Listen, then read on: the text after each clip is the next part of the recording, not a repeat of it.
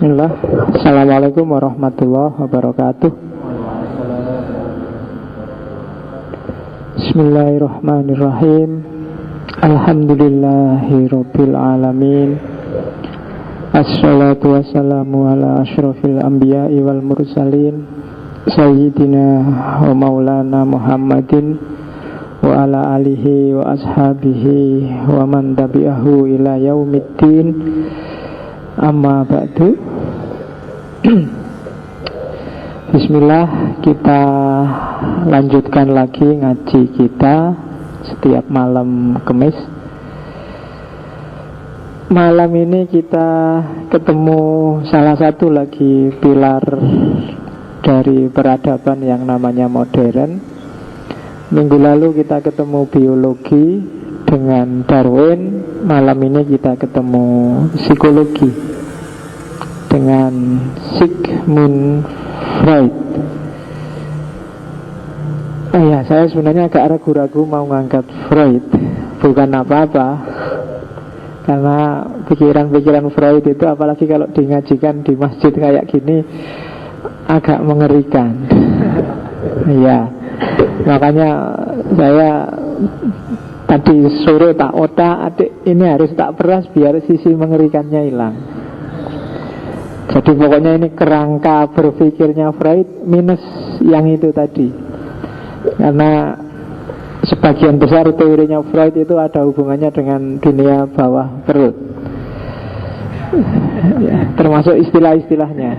Itu kan agak berat kalau saya harus ngomong terang-terangan. Terus akhirnya agak saya haluskan, terus tak sampaikan kerangka-kerangkanya aja. Kalau intinya kan kalian sudah ngerti. Yang gitu-gitu kan gak perlu belajar, kan gak perlu ada kursus, gak perlu ada uang, cuma gitu aja kok.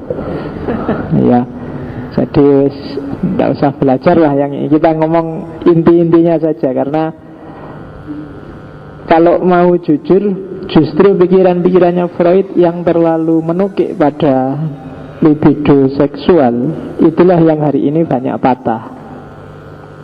Macam-macam, ada Oedipus kompleks, ada Elektra kompleks, ada penis envy, ada macam-macam.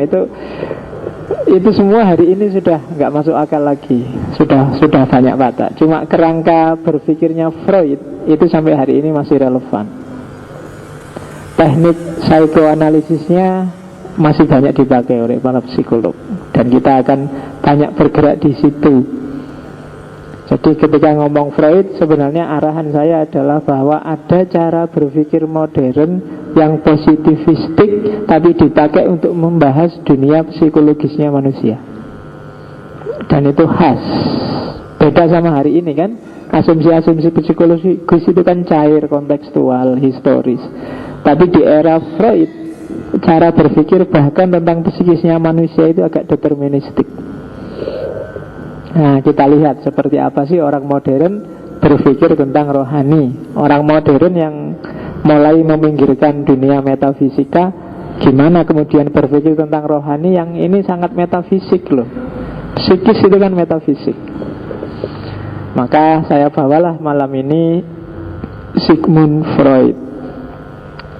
Sigmund Freud ini aslinya Austria, tapi nanti meninggalnya di Inggris, di London. Orang baik-baik, ilmuwan, pinter, dokter. Awalnya dia nggak mau buka praktek, tapi terus jatuh cinta. Saya lupain nama istrinya itu. Jatuh cinta sama pacarnya.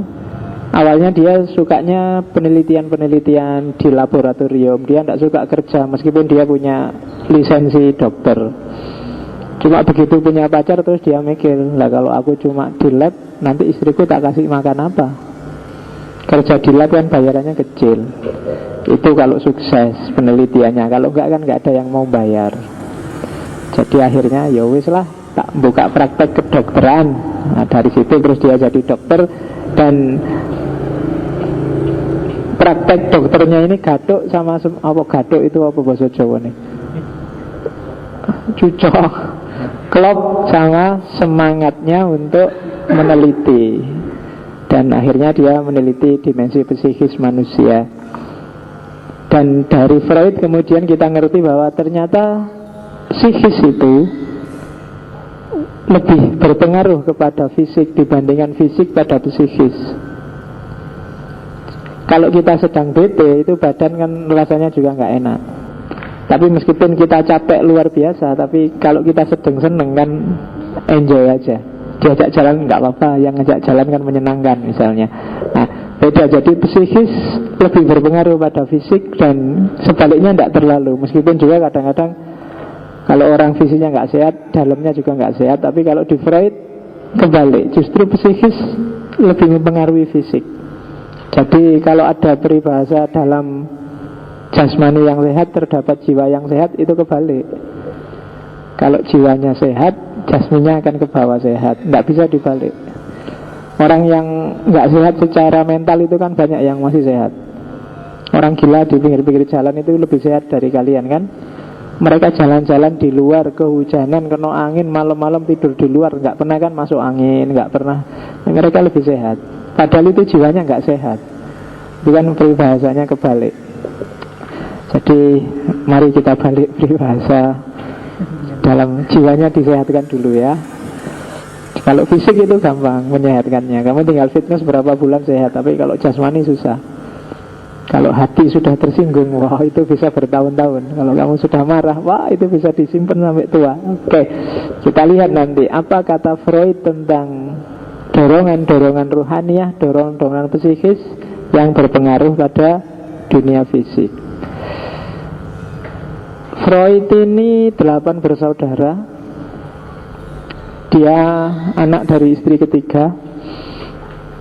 Bapaknya sebenarnya miskin, makanya untungnya dia pintar dan paling disayang ibunya. Itu nanti yang bikin dia punya teori Oedipus kompleks. Karena memang sejak kecil dia anak mama, sangat dekat dengan ibunya. Karena ibunya memang masih muda dan cantik. Jadi istri ketiga dan jaraknya antara bapaknya sama ibunya umurnya itu 20 tahun. Jadi bapaknya sama ibu, ya panjangnya kalau 20 tahun. Jadi istrinya baru lahir, bapaknya sudah pacaran. Kan 20 tahun itu kan sudah mulai kenal lawan jenis. Oke. Ya, sangat setia pada istrinya. Jadi Freud dikenal tidak suka gonta-ganti pasangan. Meskipun di antara peribahasa yang pernah dia sampaikan, sesuatu di dunia ini yang sampai hari ini nggak bisa aku jawab adalah apa sih maunya perempuan itu. Itu Freud. Ya, nanti karena makhluk yang membingungkan. Oke, itu Sigmund Freud. Apalagi ya yang harus dibahas? Freud adalah salah satu filosof, salah satu ilmuwan yang benci Amerika. Nah, jadi kalau kalian yang tidak suka Amerika, boleh punya Freud. Meskipun Freud ini dibenci juga oleh kalangan agamawan, karena dia termasuk yang ateis. Meskipun dia keturunan Yahudi. Dan dia termasuk yang harus mengungsi ketika Nazi merajalela. Saudara-saudaranya yang perempuan, sepupunya 4 itu terbunuh semua di kamp pengangsingan. Tapi Freud berhasil selamat, dan istrinya dan anaknya, karena dia diselamatkan oleh saudaranya Napoleon. Oke. Terus kenapa dia nggak suka Amerika? Simpel sih sebabnya, karena Amerika terlalu banyak aturan kalau bagi Freud.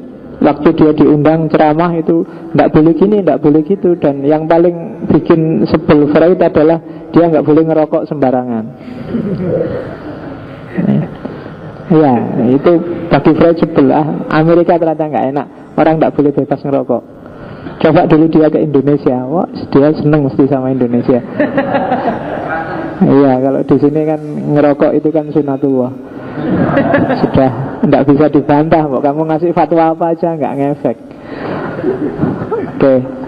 Jadi sehari kalau dalam cerita itu Freud bisa menghabiskan 20 cerutu.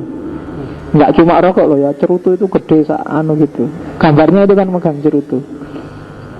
Sampai kemudian dia kena kanker gusi, kanker mulut, dioperasi bolak-balik. sampai dia meninggal. Karena ada cerita, karena sudah hampir 30 kali dia operasi motong kanker yang ada di mulutnya itu, sampai dia setengah putus asa bilang ke dokternya, "Sudahlah dok, kasih saya obat yang biar saya cepat mati aja deh, sudah tua aja kok. Ngabisin duit untuk berobat, wong ini kanker kelihatannya sudah nggak bisa disembuhkan." Jadi gara-gara kanker rahang itu nanti terus dia meninggal. Kan itu sudah lumayan tua kan, 1856 sampai 1939. Ya enggak jelas apa dokternya nuruti bener, nggak dikasih obat apa disuntik mati, ya enggak jelas. Tapi akhirnya dia meninggal juga umur 1939, sekitar 80-an tahun lebih dikit. Oke, bismillah, sekarang kita lihat apa yang ada di kepalanya Freud tentang manusia. Yang pertama, asumsi besarnya yang harus kita ingat adalah asumsi kayak orang modern. Ada determinisme alam, ada determinisme hukum-hukum fisik, termasuk untuk dunia psikis. Jadi manusia itu katanya Freud secara umum ditentukan bukan oleh akalnya, bukan oleh imannya, enggak. Dia ditentukan oleh kekuatan irasional yang tidak disadari, motivasi yang tidak disadari, dorongan biologis, dorongan naluri.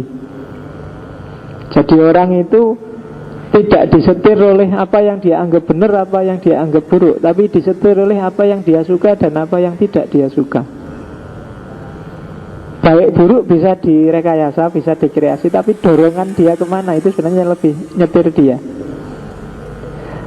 Kamu misalnya ya, kamu malam ini ikut ngaji filsafat, saya yakin bukan karena kamu mikir, oh filsafat itu penting, filsafat enggak, paling kamu ya dorongan hatimu aja, srek aja, seneng aja kan gitu.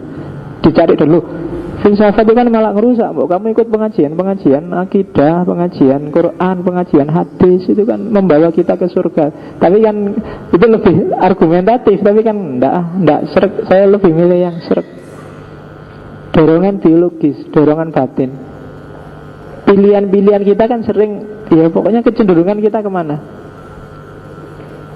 Kamu milih kuliah, kamu dulu milih kuliah di UIN apa di UGM apa di kan, ya srekmu aja. Kamu tidak mikir secara serius kayak gimana kan, enggak. Milih pacar pun juga cocok, enggak cocok kan? Enggak pernah kan kamu bikin parameter pokoknya pacarku harus tingginya sekian, anunya sekian, itu kan mikir. Tapi begitu ketemu siapapun kok srek, kan itu yang jadi pacarmu. Kamu tidak pernah mikir kriteria lagi. Jadi ada dorongan-dorongan biologis, dorongan dari dalam dirimu, motif-motif yang tidak disadari. Sehingga kadang-kadang kamu cakep tapi kamu milih pacar kok jelek, ya tidak apa-apa, wong sreknya di situ kok. Cocoknya kan dengan itu. Ada sih yang lebih cakep tapi aku tidak cocok ya. Loh, kalau dikalkulasi kan lebih baik milih itu lebih cakep, lebih kaya, anaknya pejabat. Kamu kok milih yang jelek, yang hitam, yang enggak, saya lebih srek yang ini kok. Itu kan penambahannya. Yang penting kan. Oke, jadi ada determinisme. Ternyata hidup itu kalau pakai Freud nggak diatur pakai akal, diatur oleh dorongan hatimu. Kamu condong kemana, cenderung kemana.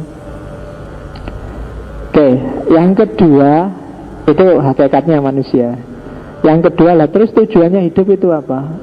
Tujuannya hidup itu nyari enak, menghindari nggak enak, mengejar ideal kesempurnaan yang kamu impikan. Itu aja. Nggak ada kan orang cita-citanya nyari nggak enak. Saya pingin hidup tidak nyaman pak, nggak ada, kecuali kamu nggak waras. Ya kan, saya pingin tentram, saya pingin enak, kan gitu.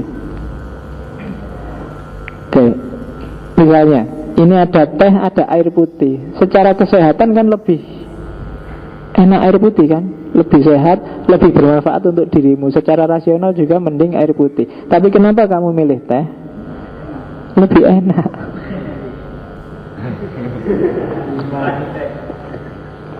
Ya kan, lebih enak.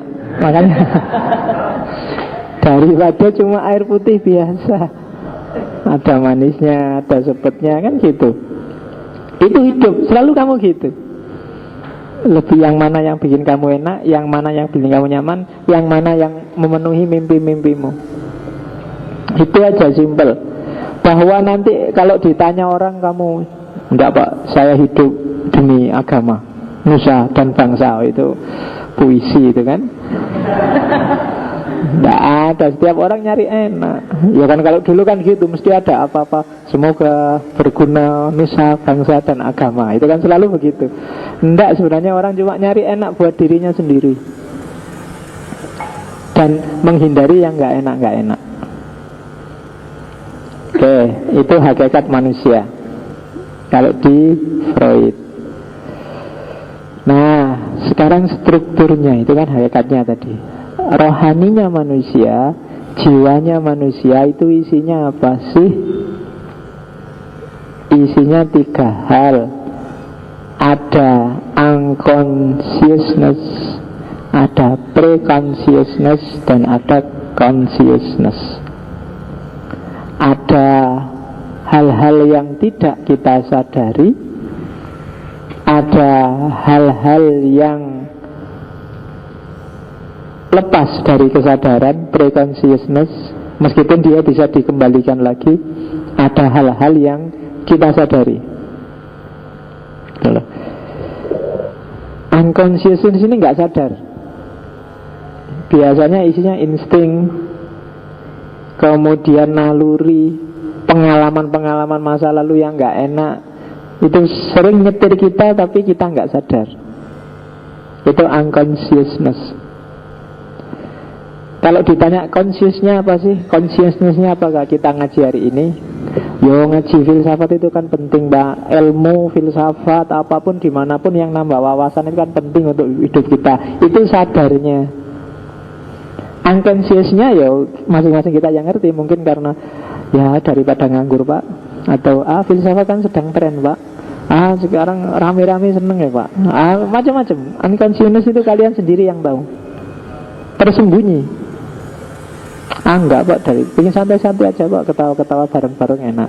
Itu unconsciousness yang kalian nggak sadari. Dan ini sering lebih nyetir loh unconsciousness itu daripada consciousness. Ada 2 hal yang sama-sama penting, mesti kamu milih yang sesuai dorongan batinmu yang kamu nggak sadari selama ini. Kadang-kadang ada masjid di sini, ada masjid di sana, kamu milih yang lebih jauh. Ada dorongan tidak sadar, ya nggak ngerti, mungkin diam-diam mungkin ada jamaah sini yang kamu taksir misalnya. Tapi kalau ditanya, enggak, bukan itu. Saya itu kan milih yang jauh karena setiap langkah kan pahala. Itu kan sebenarnya. Padahal ada yang dilirik di sini, itu unconsciousness. Atau mungkin karena masjid di sini loh kayak masjid di kampungku, tapi kamu nggak sadar di mananya, tapi seret aja di sini karena hawanya kayak di kampungku, nggak kayak di masjid yang sana. Kalau di sana jam segini sudah dikunci misalnya, itu nggak sadar, kamu unconscious, nggak sadar, tapi jadi dorongan yang tidak ketara. Itu unconscious. Ada pre-consciousness, prasadar. Prasadar itu biasanya dulu kamu sadar, sekarang kamu cuekin sudah. Kalau ditampilkan sewaktu-waktu bisa mimpi, ngelamun, kadang-kadang salah ucap, ya kan? Salah ucap itu yo ada sih di pikiranmu, di kesadaranmu, cuma selama ini kamu nggak, ini kamu simpan jangan keluar tapi tiba-tiba dia bisa muncul. Itu biasanya ada di level pre-consciousness. Salah ucap, mimpi, itu kan pre-consciousness. Kamu pikir sejak pagi lah, malamnya keluar sudah di mimpimu.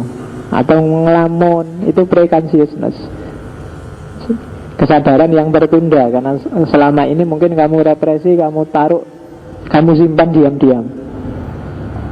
Boleh. Jangan-jangan sih kamu seneng, tapi karena dia sudah punya pacar, terus rasa seneng ini kamu simpan. Jadi keluarnya kadang-kadang ya salah ucap, ngomong nggak sengaja, atau seolah-olah iseng tapi sebenarnya ya. Nah, itu pre-consciousness gitu loh. Nanti kamu ngomong misalnya, sudahlah mbok kamu yang rukun sama pacarmu misalnya, itu janjane mbok cepet kamu putus, tapi ngomongnya keluarnya gitu. Kenapa? Diam-diam kamu simpen, kamu represi, karena kalau keluar kamu malu. Itu pre-consciousness.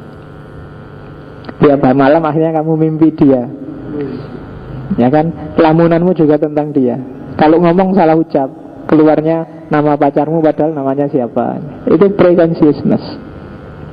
Jadi apa yang ada di bawah sadarmu, apa yang terakumulasi di sana, itu yang sering keluar. Itu struktur kejiwaan manusia. Dari sinilah nanti keluar konsep yang legendaris dari Freud, yaitu id, ego, dan superego. Kalau sadar dan tidak sadar itu seperti itu gambarnya. Alam sadar itu yang kamu rasakan saat ini. Kuliah, beli baju, sekarang ada tugas, sekarang harus ngaji, duitku sekarang tinggal berapa, itu kan yang kamu sadari hari ini. Ada yang di bawah sadar.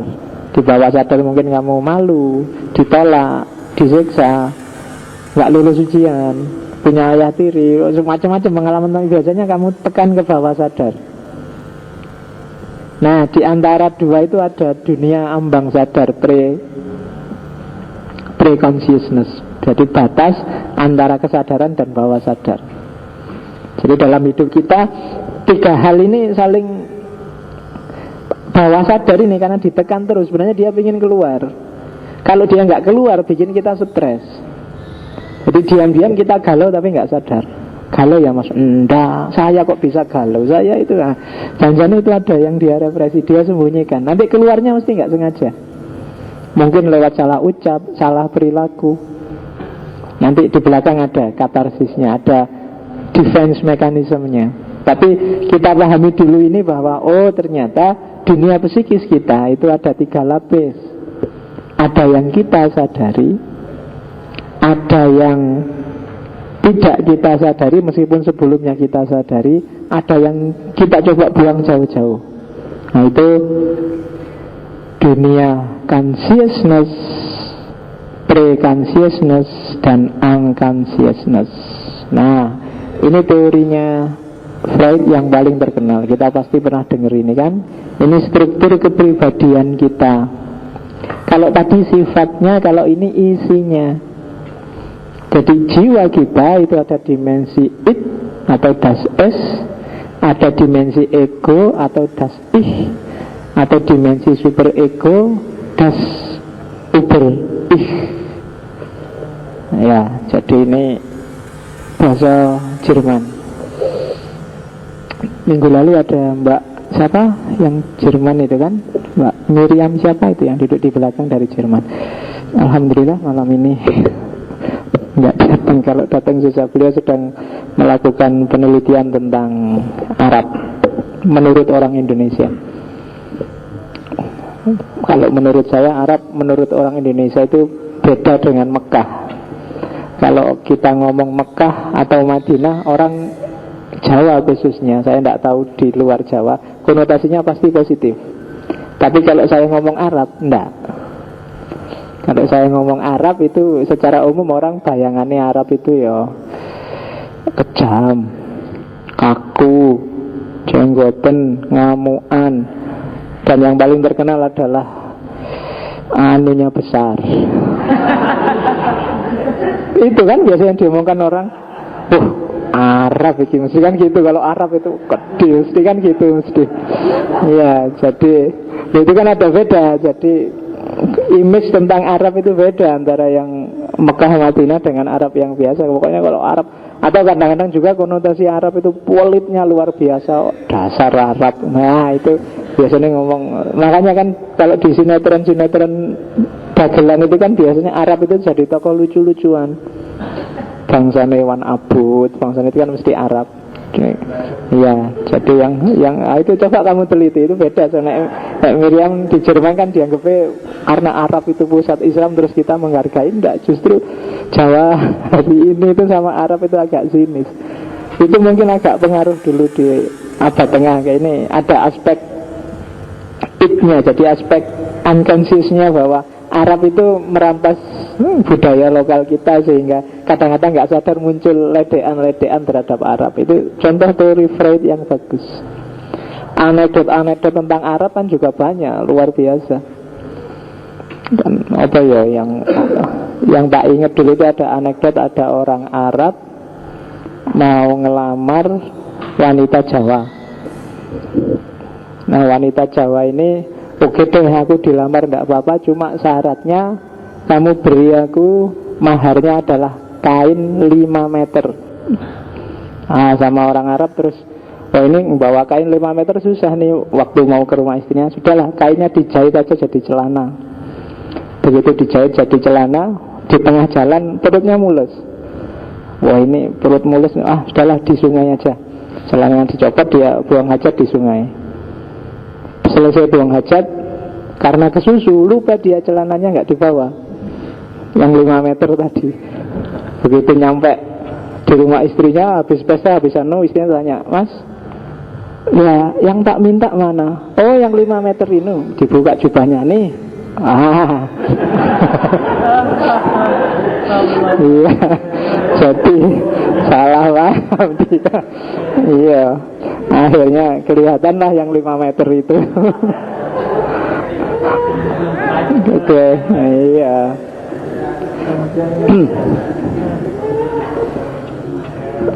Oke, ya makanya kalau sama orang Arab itu kan kamu jangan menepuk-nepuk punggungnya, karena dia tidak mau, dia bisa tersinggung. Karena begitu ditepuk punggungnya dia langsung kaget, karena sampai ke atas itu kan. Oke, iya. Ya, iyalah.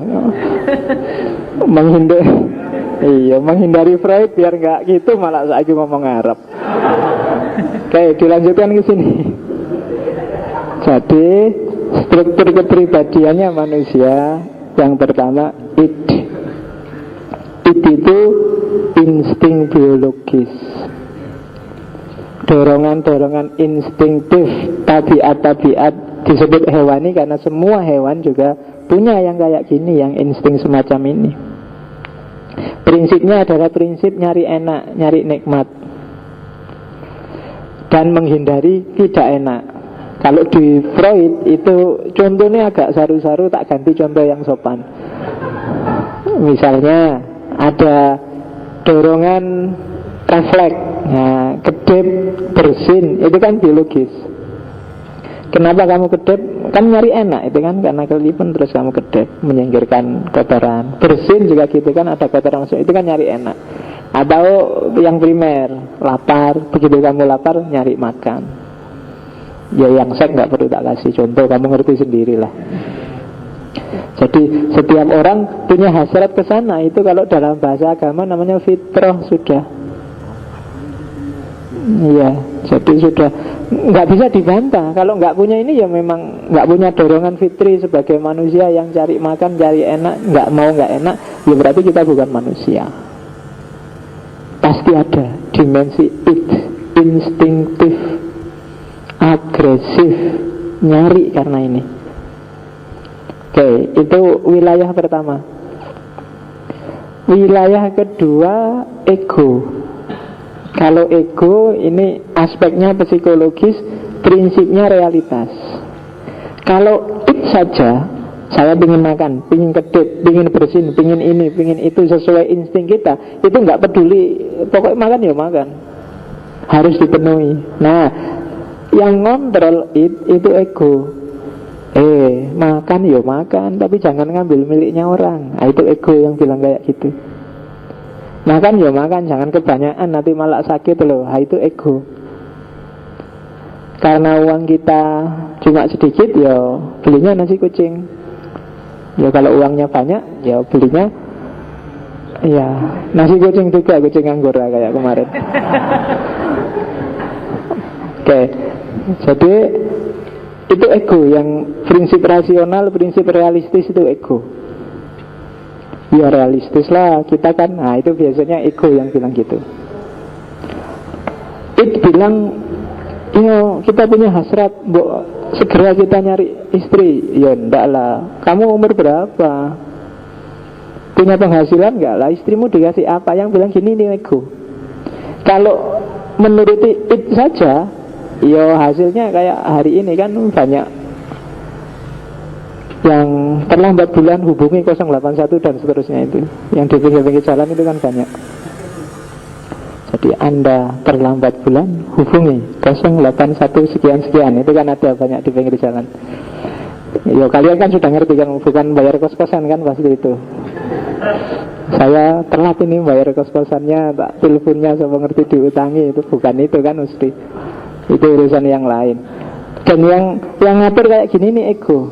Hati-hati loh, jangan sampai ngawur loh. Ya dilampiaskan. Fitrah sih fitrah, tapi kan ada timingnya, ada waktunya, ada ruangnya yang harus pas. Kalau enggak nanti malah sengsara di belakang loh. Nah, itu yang kayak gini-gini ini ego. Kesadaran. Prinsipnya prinsip realitas. Realistis saja deh. Masa cita-cita kawin sama artis misalnya. Kan dunia kita dunia biasa-biasa kok, bukan selebritis. Itu yang bilang kayak gini-gini ini ego. Oke, itu dorongan, hasrat itu semuanya kamu ambisius sekali pengen ngerti filsafat. Nah terus egomu bilang, yo pengen filsafat sih filsafat. Cuma filsafat kan rumit, nggak bisa lah langsung, dia pelan-pelan. Nah itu ego yang bilang. Saya bertekad akan puasa terus biar segera jadi wali apa kiai. Nah egomu yang bilang, alah dapuranmu kan gitu. Itu ego yang bilang gitu. Yang sholat 5 waktu aja subuhnya jadi jam 7 pengen jadi wali kan gitu. Yang bilang gini nih ego. Realistis gitu loh. Kamu kan kemerungsung, enggak pokoknya mau enggak iso prek. Nah itu ego yang realistis yang ngomong gitu. Nah, jadi ada dorongan dari ada kontrol dari ego, tapi ada di atas itu, namanya super ego. Super ego ini aspek sosial. Jadi ego itu sistem moral, norma budaya, nilai sosial, tata cara hidup, mana baik, mana buruk, mana pantas, mana nggak pantas, mana yang benar, mana yang salah di tengah masyarakat. Ini juga masuk dalam hidup kita. Kadang-kadang tidak pas juga. Kadang-kadang dia juga harus dikendalikan oleh ego. Ya kayak tadi loh, itu kan norma itu kan. Orang soleh itu orang yang rajin ngaji, rajin sholat, apal Quran. Terus, ayo kamu jadi orang soleh enggak? Nah ego yang ngontrol. Iya sih soleh, tapi sesuaikan dong dengan kemampuan. Nah ini ego yang pengontrolnya. Mahasiswa yang baik itu mahasiswa yang rajin kuliah, tapi juga aktivis, tapi juga ini kan berat kan tuntutan sosial itu.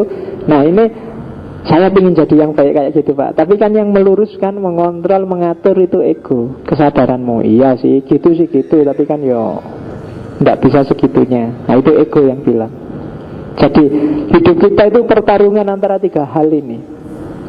Ego yang harus jadi pengontrol, yang mendorong semua perbuatan, dan super ego yang ingin memaksakan aturan dalam hidup kita. Dan ini bikin kita setiap hari ini perjuangan. Tidak terlampiaskan, kita sumpek. Ego kita tidak bisa menjalani, kita kan juga stres.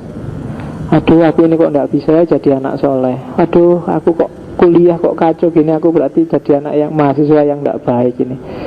Aduh itu kan super ego bikin kita gelisah. Dan setiap hari dari hidup kita ini pertarungan 3 hal ini. Ego, super ego. Dan hidup kita coraknya nanti seperti ini, tergantung siapa supirnya. Kadang-kadang ego kalah, yang menang maka tindakan kita, perilaku kita sehari-hari agak primitif, impulsif, agresif. Primitif itu ya sak karepe, nyari enaknya sendiri. Impulsif, hanya berdasarkan dorongan hati, dorongan insting. Dan agresif, pengen enaknya dewe itu kan agresif. Jadi tipe orang yang disetir oleh itsnya, itu orang yang gak peduli kiri kanan, sing penting aku enak. Itu loh. Jadi pokoknya begitu masuk ruangan nyari tempat yang paling enak. Kalau di kampus biasanya paling belakang. Nggak mikir, mungkin egonya sudah teriak-teriak, jangan paling belakang.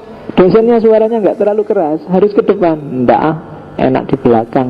Itu dorongan Kamu nyari enaknya sendiri. Kalau ditanya apa-apa, milih mana pacar yang jelek tapi solihah atau yang cakep tapi tidak solihah? Kamu, saya milih yang cakep tapi solihah, Pak. Nah itu milih enak dewe pokoknya. Orang gelem dikai sing tawar-menawar gitu, pokoknya nyari enak terus.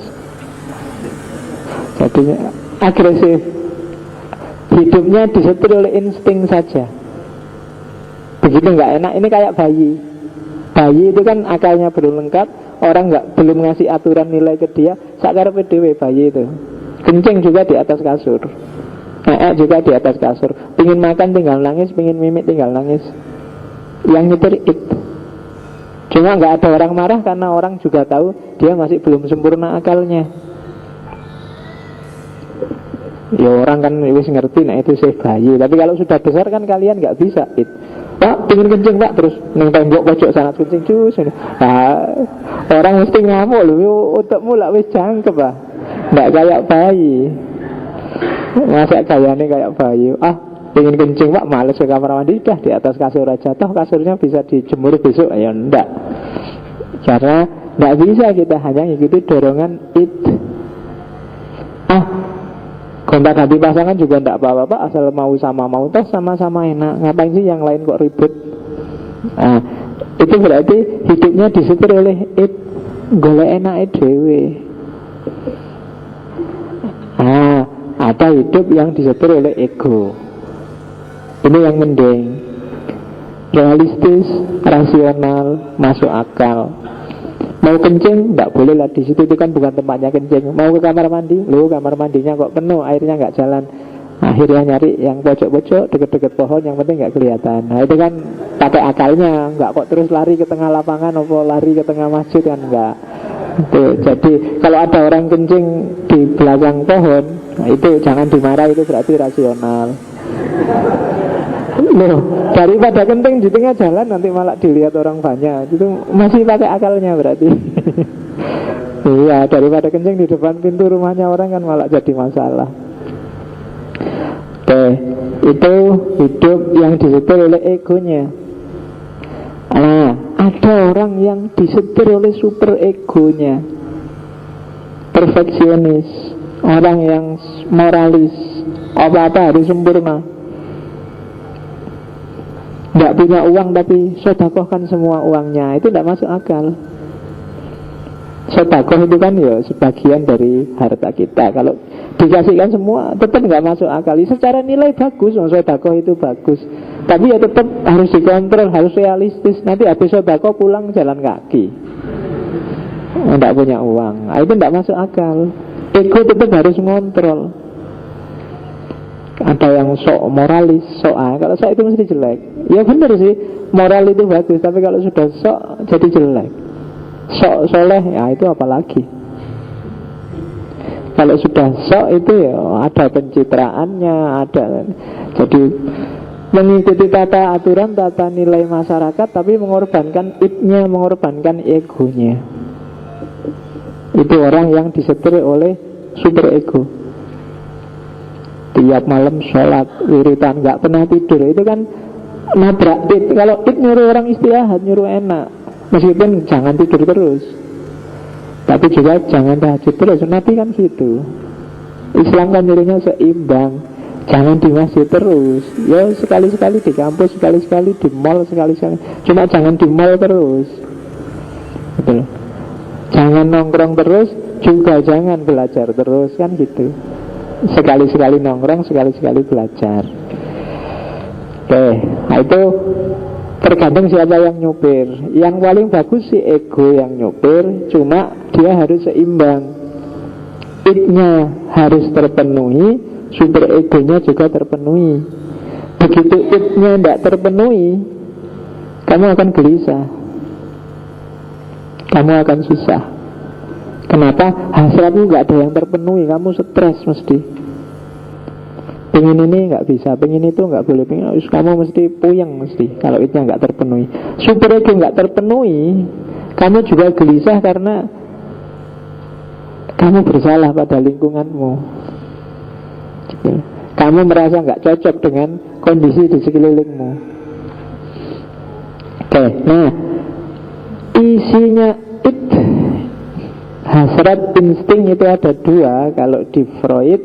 Yang pertama eros, yang kedua thanatos. Ini yang it saja ya. Ini tentang insting, tentang libido.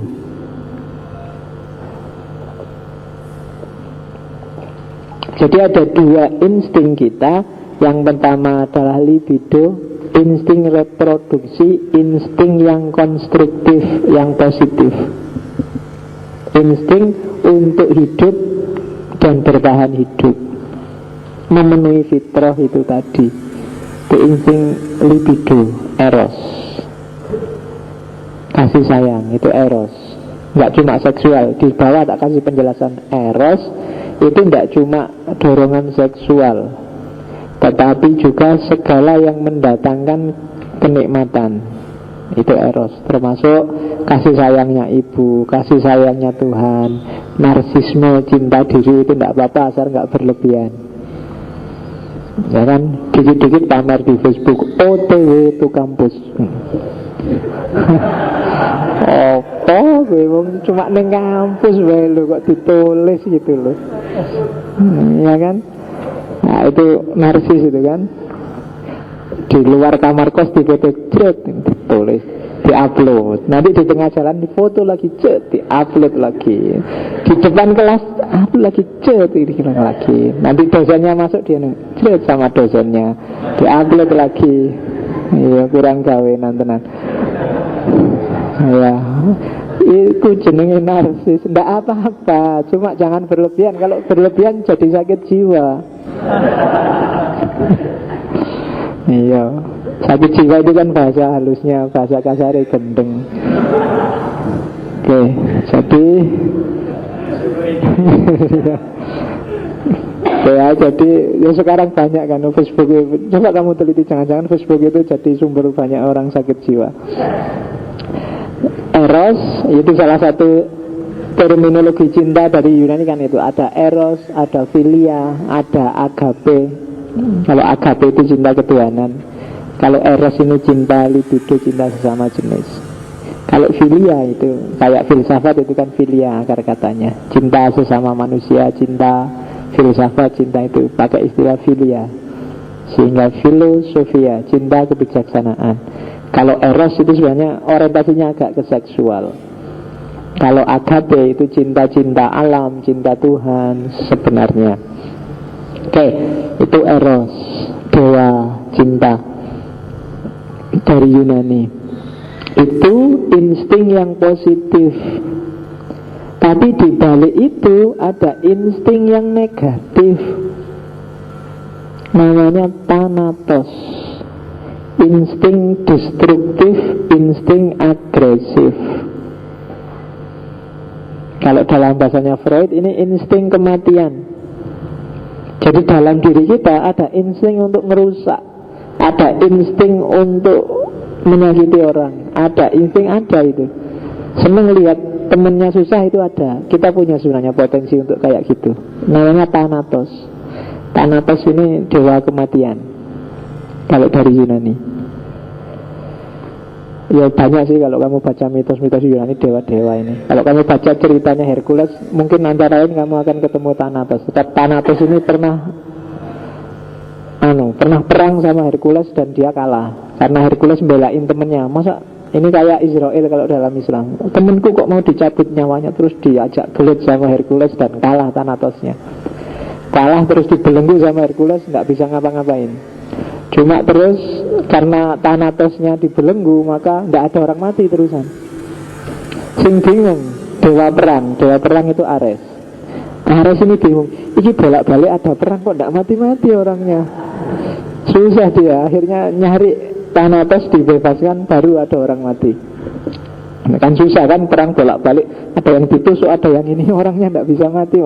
Dewa mautnya sedang libur di penjara. Iya. Susah kan kamu, stres kok dewa perangnya. Ini gimana orang geletaan di sana sini tapi tidak ada yang mati satupun, malah susah. Nah kecenderungan itu adalah insting kematian dalam diri kita ada. Itulah yang bikin ada perang, ada pembunuhan, ada kekejaman, ada penyiksaan. Kan kalian heran, kok bisa ya kayak gitu? Iya, di antara insting kita ada yang memang coraknya merusak. Kadang-kadang kan kita memang butuh merusak itu, cuma porsi dan proporsinya harus pas. Kemarin misalnya Idul Adha waktu kurban, kalau kita nggak punya Thanatos, nggak tega kita nyembelih sapi sama nyembelih kambing. Iya kan, mau nyembelih sapi, astagfirullah ini makhluk hidup, ini kasihan kan gitu. Tapi harus agak punya insting kejam dikit, dikit, disembelih malah cepat selesai. Tapi kalau nggak punya ini, yo apa-apa dalam banyak hal kita nanti susah. Mau jalan mikir, jangan-jangan nanti nginjak semut ya, jangan-jangan kasihan semut juga makhluk hidup. Berarti kamu bingung dewe, nggak jelas. Harus ada insting agak sadis sedikit, Thanatos.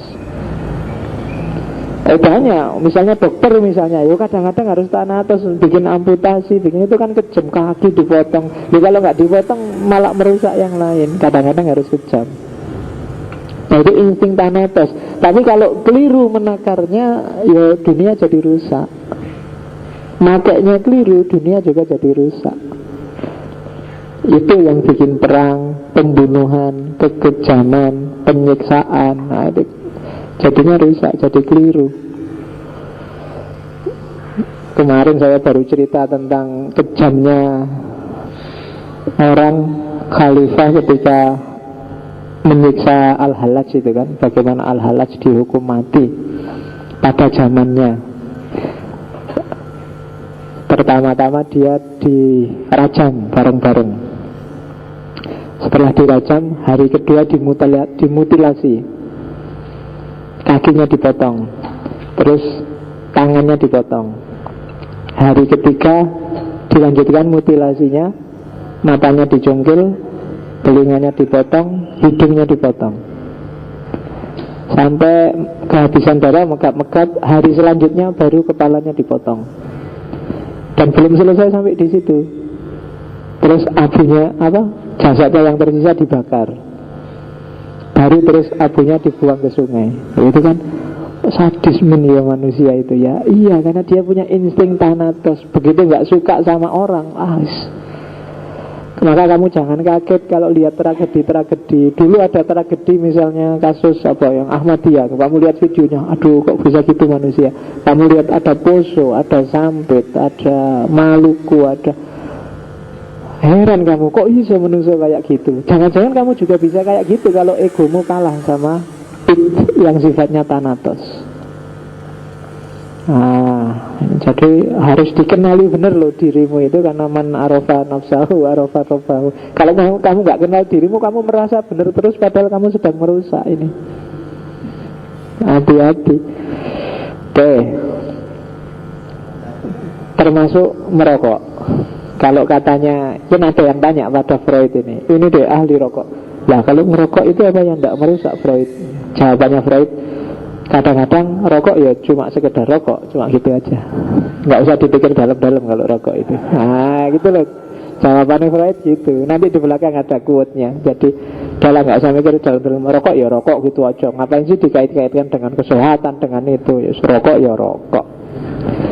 Oke, itu dua jenis insting. Jadi ini harus dikelola dengan baik biar tidak merusak. Oke, nah ini dia yang terkenal, perkembangan kepribadian. Ini yang disebut positivistik, meramal kehidupannya manusia secara pasti. Manusia itu dibagi dalam 3 tahap. Ada fase infantil, ada fase laten, ada fase genital. Kuncinya ada di fase infantil, sehat atau tidaknya psikisnya manusia. Kalau di fase bayi, fase infan ini tidak terpenuhi semua hasratnya, maka dia akan jadi masalah saat dia dewasa. Jadi umur 0 sampai umur 6 tahun. Itu kuncinya. Kalian yang tidak bahagia di umur-umur itu, biasanya semakin besar juga kalian hidupnya akan murung. tidak akan bahagia, susah senyum sudah ketika kebutuhannya tidak terpenuhi. Tinggal dilihat hari ini, coba kalian mikir diri aku itu profil yang kayak gimana ya. Itu biasanya ada pengaruh dari kecil, dan ini harus disembuhkan. Mungkin ada timbunan-timbunan pengalaman yang tidak mengenakkan, tidak ada. Nah itu harus diungkap, dibersihkan. Kalau enggak ya kalian murung terus. Infantil itu fase awal, fase oral. Fase oral itu kenikmatannya ada di mulut. Ya yang paling jelas kelihatan kan mimik bayi pada ibunya. Kalau mimik saja nggak puas, era oral ini nggak puas, itu ya sampai besar juga akan ada dampaknya. Iya, iya kamu nyari sosoran terus kamu. Jadi puaskanlah mimik mumpung masih kecil. Sekarang sudah telat kamu. Iya, jangan nyari mimik lagi kalau sekarang. Itu hanya untuk umur 0 sampai 1 tahun. Kalau di Freud ini dampaknya besar loh. Orang yang tidak puas di fase oral itu mungkin omongnya banyak, cerewet, suka tidak puas, mudah dibohongi, jenis-jenis itu. Sementara yang puas itu biasanya dia jadi pintar karena dia sudah puas, mahir mengumpulkan pengetahuan. Itu kamu baca di Freud jadi kayak gitu nanti. Nah, jadi kalau di sini kamu mikir filsafat nggak nyampe-nyampe, mungkin dulu nyusunya belum puas. Iya, ya berat kamu memang. Tapi sudah telat sekarang ya. Kamu sudah umur berapa sekarang? Jadi fase oral adalah fase ketika orang melatih dirinya melampiaskan, memenuhi keinginan. Itu fase oral. Di atas fase oral ada fase anal. Itu kepuasannya nggak lagi di mulut tapi di anal. Kalian ngerti lah wilayah itu, nggak perlu tak gambar. Jadi fase anal adalah fase ketika orang latihan menahan diri. Itu kan kalian latihan ke toilet waktu kecil itu kan latihan menahan diri. Sebelum itu kalian nggak mikir menahan, pengen pipis pipis saja, pengen aja, nggak pernah dipikir. Tapi di fase anal kalian mulai dilatih. Latihan jangan ke susu ya, ke belakang dulu, ke kamar mandi dulu. Itu latihan menahan. Orang yang tidak sukses di sini, itu sampai besar dia susah menahan apa-apa. Iya, jadi menahan kemarahan, menahan keinginan, menahan hasrat itu susah sudah. Kalau nggak sukses di umur 1 atau sampai 2 tahun ini. Nah, jadi latihan menahan. Iya. Kalau kalian merasa aku kok susah Pak, begitu pingin apa, pokoknya harus dipenuhi saat itu juga. Kalau enggak saya stres Pak. Nah itu mungkin kalian umur 1 sampai 3 tahunnya enggak sukses. Iya. Apalagi ada yang masih suka ngompol enggak? Nah, kalau ada yang masih suka ngompol berarti kamu enggak sukses sampai hari ini. Itu saja masih belum bisa menahan, apalagi yang lain. Jadi itu fase kedua. Fase ketiga itu fase falik, 2 tahun sampai 6 tahun. Nah ini kalau yang oral itu 0 sampai 1 tahun, anal itu sampai 3 tahun, ini sampai umur 6 tahun. Falik itu kebalikannya anal. Apa kebalikannya itu? Iya, falik itu ya dibaliknya. Jadi kalau kamu lihat daerah anal, baliklah itu. Nah itulah falik, daerah bagian depan. Kenikmatannya sekarang pindah ke situ. Kadang-kadang anak umur itu kan suka megang-megang, suka itu, karena memang sudah mulai ada di situ.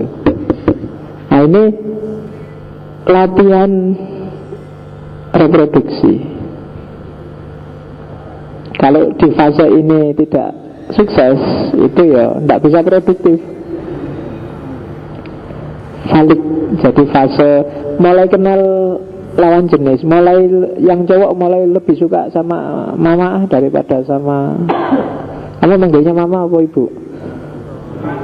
Ibu, mbok, apa si mbok. Iya. Oke, iyalah ya, anak sekarang kan mama, papa.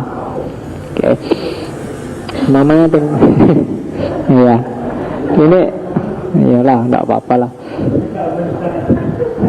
Yang makannya tempe manggilnya mama. Oke ya, jadi ini era balik. Nanti kamu baca sendiri ya era-era ketika orang dari sini nanti lahir Oedipus kompleks, lahir kayak gitu, yang ada beberapa teori yang menurut saya nggak rasional. Tapi ya nggak apa-apa, itulah Freud dengan gayanya sendiri. Karena semua ujungnya ya seks kalau di Freud.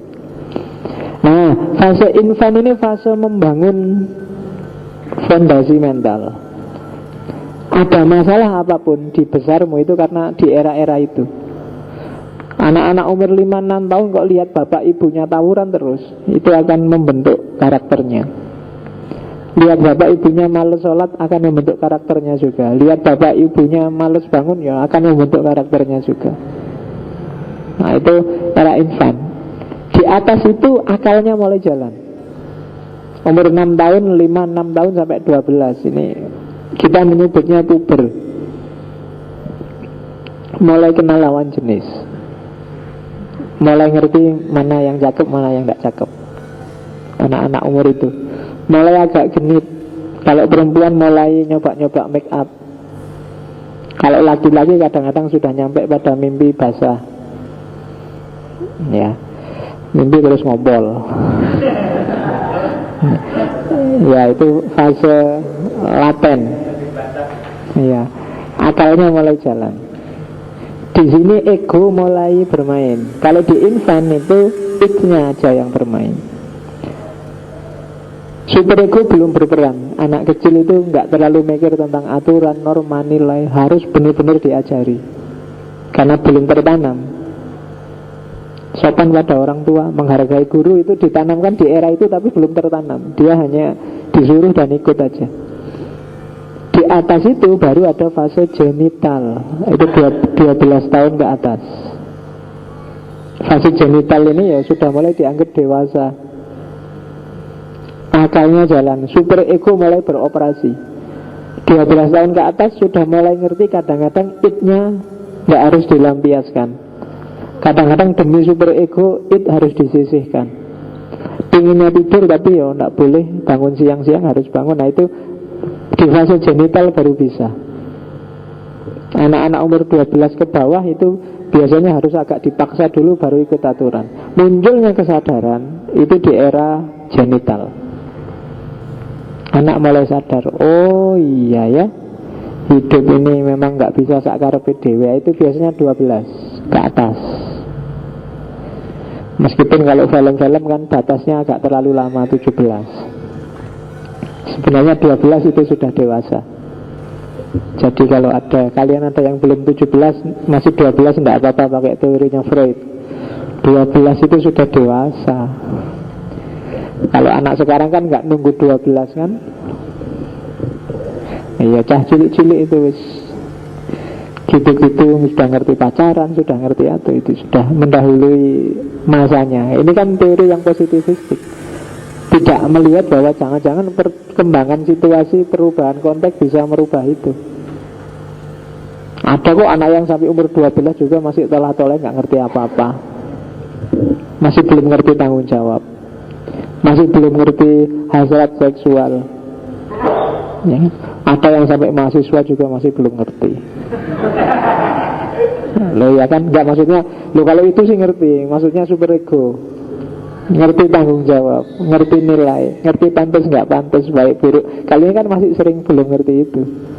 Kadang-kadang id-nya masih menang. Pokoknya sakarepe dhewe. Nyari enak, menghindari nggak enak. Ya nggak apa-apa, wong manusia ada tipe-tipenya sendiri-sendiri.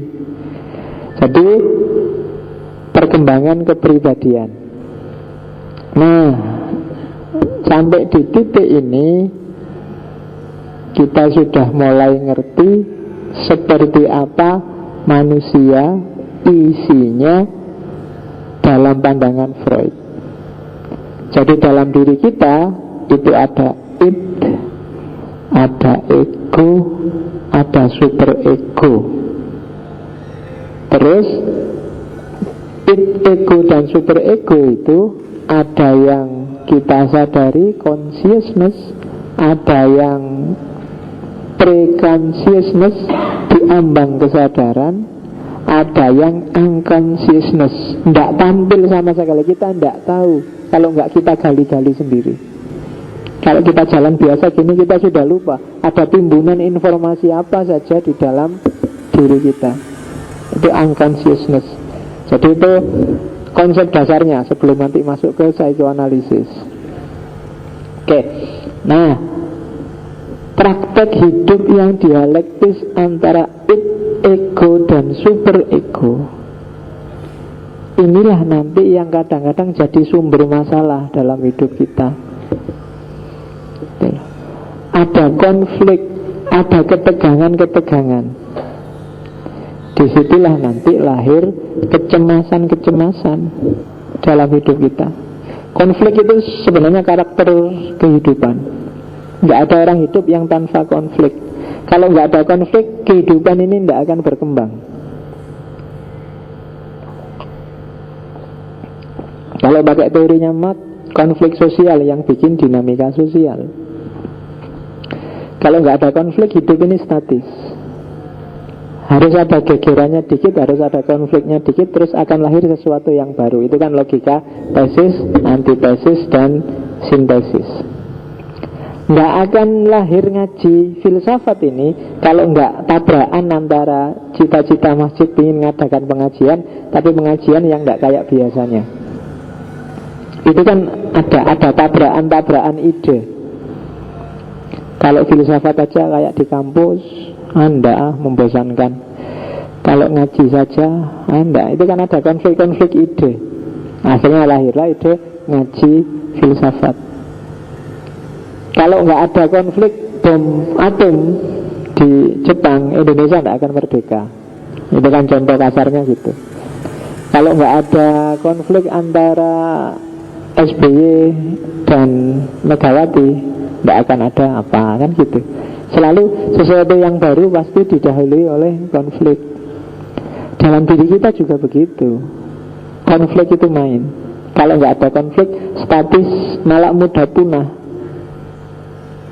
akan selesai. Karena segala yang statis itu kan pasti terus hilangnya cepat. Jadi kalau kalian punya pacar, bikinlah konflik biar berkembang. Lah kalau statis nggak ada apa-apa, ya monoton, lama-lama mesti bosen. Kalau nggak bikin bosen, ya bikin perkara lah dikit-dikit, bikin kasus. Nah itu nanti hubungannya akan berkembang ke sesuatu yang baru pasti. Mungkin diputus, mungkin ganti yang lain. Loh iya kan, baru kan berarti itu ya kan. Alhamdulillah ada yang baru kan gitu. Oke. Alhamdulillah ada konflik. Oke ya. Nah konflik itu kalau dalam bahasanya Freud disebut kecemasan. Ada 3 jenis. Ada kecemasan realita, ada kecemasan neurotik, ada kecemasan moral. Kecemasan realita itu kecemasan akan bahaya yang datangnya dari luar. Itu biasa. Saya takut pulang malam-malam, Pak. Kenapa? Takut masuk angin. Nah, itu kan takut karena faktor dari luar. Saya takut naik bis, Pak. Kenapa? Tidak kenal saya sama kondekturnya. Ya mesti wae. Itu takut. Tidak apa-apa, manusiawi. Takut dengan yang bahaya yang dari luar itu lebih mudah diatasi. Saya takut sama hantu, Pak, kan mudah. Karena hantu sesuatu yang di luar dirimu. Tinggal kamu menghindari tempat yang menurutmu berhantu, kan beres. Saya takut, Pak. Ada nggak di sini yang takut dengan lawan jenisnya? Takut sama perempuan. Yang perempuan takut sama laki-laki, ada ya? Itu solusinya gampang. Wong memang nggak ada perempuan yang mau deket sama kamu, jadi aman. Ya kan? Takut dengan bahaya dari luar. Simple. Takut naik mobil, ya nggak usah beli mobil. Takut naik motor, nggak usah beli motor. Sederhana. Jadi jangan terlalu diambil pusing ketakutan dari yang di luar dirimu, karena solusinya pasti sangat sederhana. Yang susah itu kecemasan jenis kedua, kecemasan neurotik. Kecemasan neurotik itu hubungannya dengan id dan ego. Takut id dan egonya keluar jalur, tidak terpenuhi. Itu neurosis sudah. Karena takut besok anak cucu kita nggak makan, terus hari ini kamu serakah luar biasa, korupsi, itu kan jadi masalah. Itu neurosis. Karena takut kamu jadi gendut, maka terus ya kamu makan sehari cuma 1 kali, cuma porsinya 3. Sama aja itu ya. Nah, ini ketakutan-ketakutan yang sifatnya neurotik. Takut yang dasarnya id dan ego. Takut egomu tidak beres, kesadaranmu kacau. Takut hasratmu tidak terpenuhi, itu namanya neurosis. Jadi orang harus tidur, terus kamu ternyata nggak bisa tidur, itu neurosis. Jenis neurosis itu ya terjemahnya sakit jiwa. Kan ada kan orang yang takut aneh-aneh, itu kan fobia-fobia, itu kan neurosis semua kan. Ada yang takut ketinggian. Takut ketinggian itu kan problemnya tidak di ketinggiannya tapi dalam dirinya. Ada yang takut binatang melata, ada yang takut, di sini ada yang fobia nggak? Oh, ya, ada yang fobia ular, ada yang fobia ular, ulat yang kecil itu. Begitu lihat ulat, wah langsung jingkrak-jingkrak, nggak karu-karuan. Ada yang fobia kegelapan.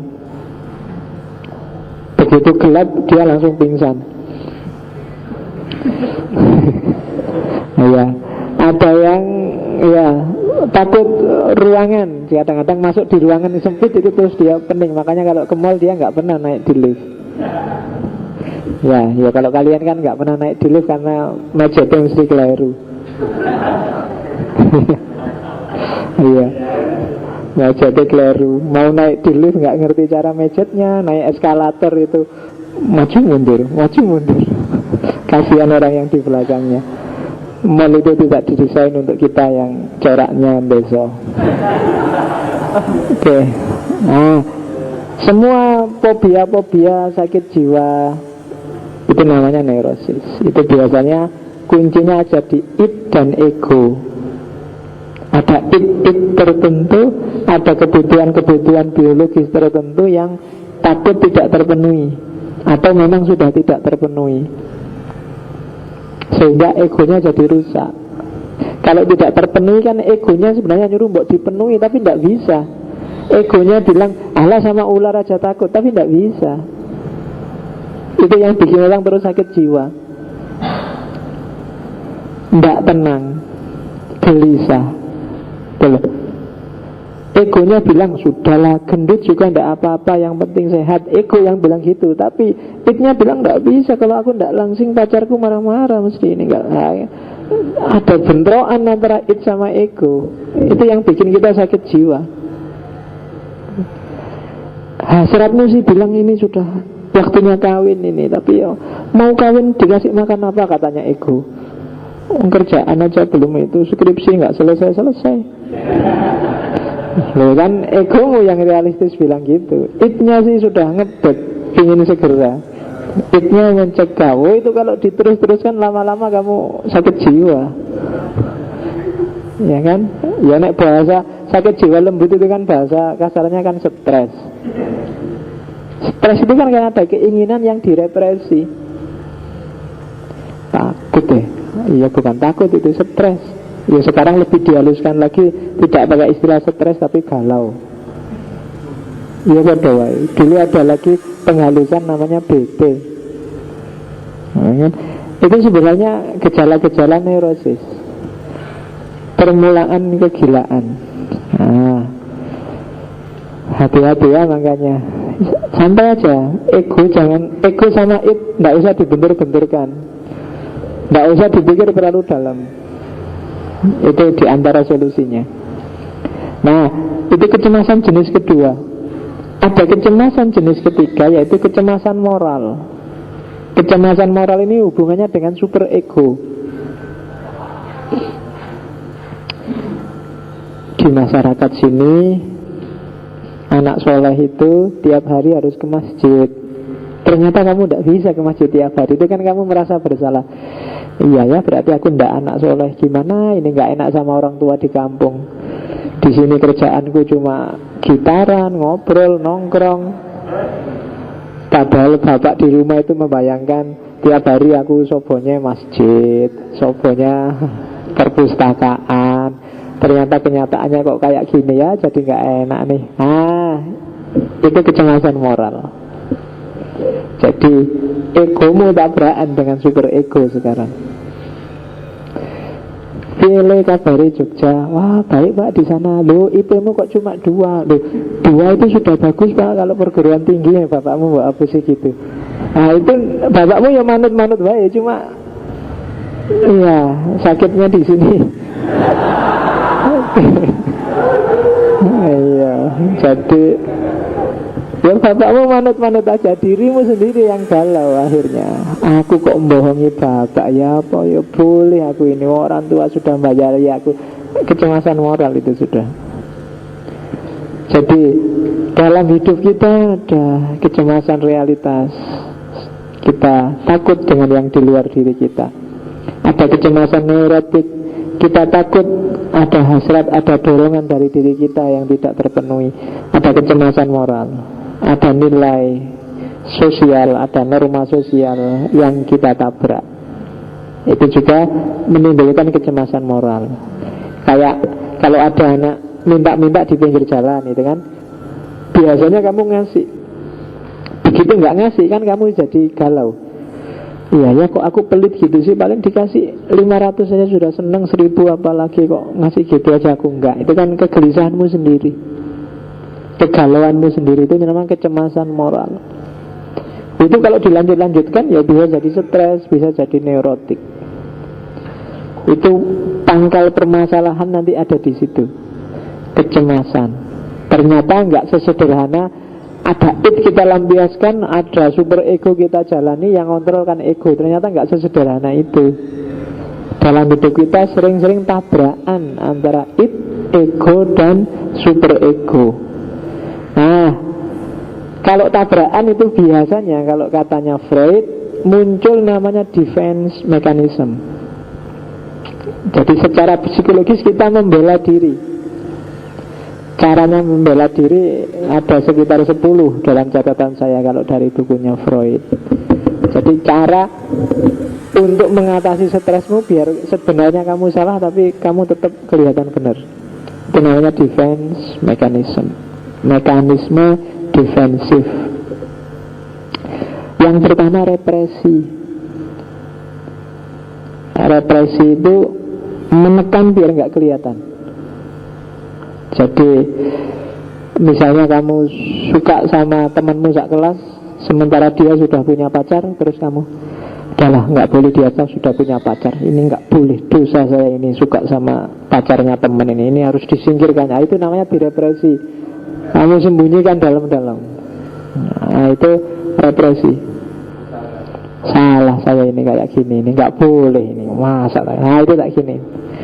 Kamu pamit di kelas, sebenarnya kamu nggak sakit tapi kamu bikin surat mohon maaf pak di kuliah siang ini saya nggak masuk karena sakit. Nah terus kamu ngerti kalau itu salah, maka ini jangan sampai ketahuan, jangan sampai ketahuan pokoknya. Nah, itu terus kamu represi, kamu sembunyikan dalam-dalam. Itu namanya direpresi, ditekan, dipelenet kalau bahasa Jawa nih. Ditekan itu kan tidak hilang, itu nanti jadi konsumsi bawah sadar. Seolah-olah itu hilang tapi tidak. Dia jadi penghuni bawah sadar. Itu kadang-kadang nyetir perilakumu tapi nggak sadar loh. Sehingga kalau ketemu dosennya tiba-tiba kamu salah tingkah, tiba-tiba kamu merasa nggak enak. Itu karena ada bawah sadar yang bilang tadi aku bohong pada dosen ini. Begitu tadi kamu bohong pada orang tuamu tentang IP, tentang nilai, tentang kehidupanmu di Jogja, itu kan rasanya sudah beda ketika berhadapan sama orang tuamu. Mungkin kamu agak kaku ngomongnya, hati-hati jangan sampai keceplosan. Itu defense mechanism, namanya represi. disingkirkan dari pikiran, disingkirkan dari wilayah sadar, dari ego. Tapi sebenarnya dia tidak hilang, dia masuk ke wilayah bawah sadar. Jadi hati-hati. Kadang-kadang itu keluar secara nggak sengaja. Mungkin Idul Fitri tiba-tiba kamu ketemu dosenmu, terus Pak, lahir batin ya Pak, loh kamu punya salah apa sama saya? Nggak ada sih Pak, paling ya bohong-bohong dikit. Nah itu kan sebenarnya itu nggak sadar kamu ngomong, karena selama ini di pikiranmu kamu merasa saya pernah bohong pada orang ini gitu. Oke, itu represi namanya. Kamu singkirkan apa yang mengganggumu, kamu buang. Tapi sebenarnya dia tidak hilang, tapi masuk ke bawah sadar. Terus ada juga yang defense mechanism itu adalah reaction formation. Jadi melakukan reaksi. Melakukan reaksi itu karena kamu tahu itu salah, kamu munculkan yang berlawanan. Ya misalnya kamu suka sama seseorang, terus nembak, terus ditolak. Ditolak itu kan galau kamu kan, sakit sinimu. Nah, ya kan, kalau aku ngomong sakit di sini kan yang sakit bukan aku, sinimu yang sakit. Jadi ketika kamu galau, besoknya kalau ada temenmu tanya, kamu suka ya sama itu? Oh enggak, apa perempuan kayak gitu aja. Ini namanya reaction formation. Itu sebenarnya defense mechanism, mekanismemu untuk membela dirimu biar kamu nggak kelihatan jelek, nggak kelihatan memalukan. Begitu dapat nilai kamu sedih ya, enggak, apa sih nilai itu, enggak penting. Nah, itu namanya defense mechanism. Nilai itu enggak menjamin masa depan lah. Ngapain sih kita terlalu fokus pada nilai, karena nilainya jelek. Ya, jadi itu reaction formation. Jadi defense mechanism itu otomatis kamu menolak itu. Karena ya mungkin karena kamu takut dianggap malu, mencederai kehormatan, sebagainya gitulah. Jadi yang diomongkan yang sebaliknya gitu. Misalnya kamu dikasih minum orang bertamu,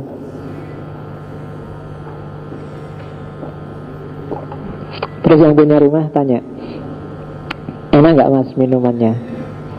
Kamu tahu bahwa kamu harus selalu baik dengan dia, sehingga kalau kamu ngomong gak enak, padahal itu gak enak, putus persahabatanmu dengan dia, maka terus enak. Nah itu sebenarnya defense juga.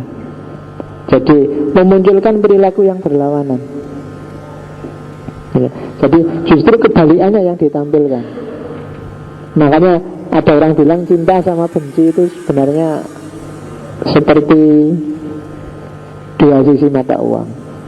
Karena kadang-kadang orang yang menampilkan diri sangat benci dengan kita itu sebenarnya yang paling suka dengan kita.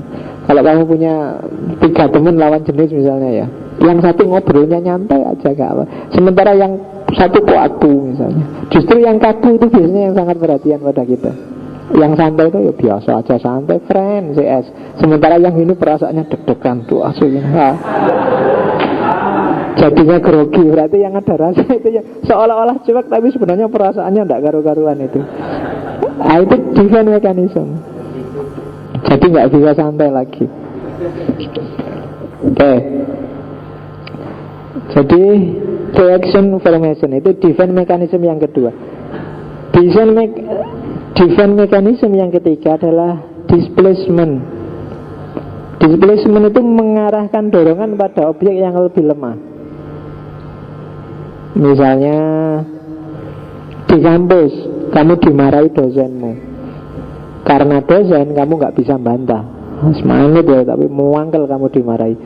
Begitu nyampe kos-kosan, gantian temanku tak marah-marahin sekarang. Itu melampiaskan pada yang kenapa sama teman kamu berani, karena lebih lemah dibandingkan kalau melawan dosen gitu loh. Tadi kamu diceramai habis-habisan, begitu nyampe kos-kosan gantian temanmu kamu ceramai habis-habisan. untuk melampiaskan ganjelan di hatimu sebenarnya. Atau kalau sampai di rumah adikmu kamu ceramai habis-habisan, kamu marah-marahi, piye to dik, bodoh kowe iki. Padahal tadi sudah dibodoh-bodohin sama dosennya. Sekarang pulang dilampiaskan ke adiknya, ke temannya. Itu namanya displacement. Nyari pelampiasan yang lebih lemah. Habis dibohongi siapa, kurang ajar aku kok dibohongi, tapi balas nggak berani. Wong yang bohongi kamu lebih tinggi, terus kamu balas ke yang lebih rendah. Itu namanya displacement.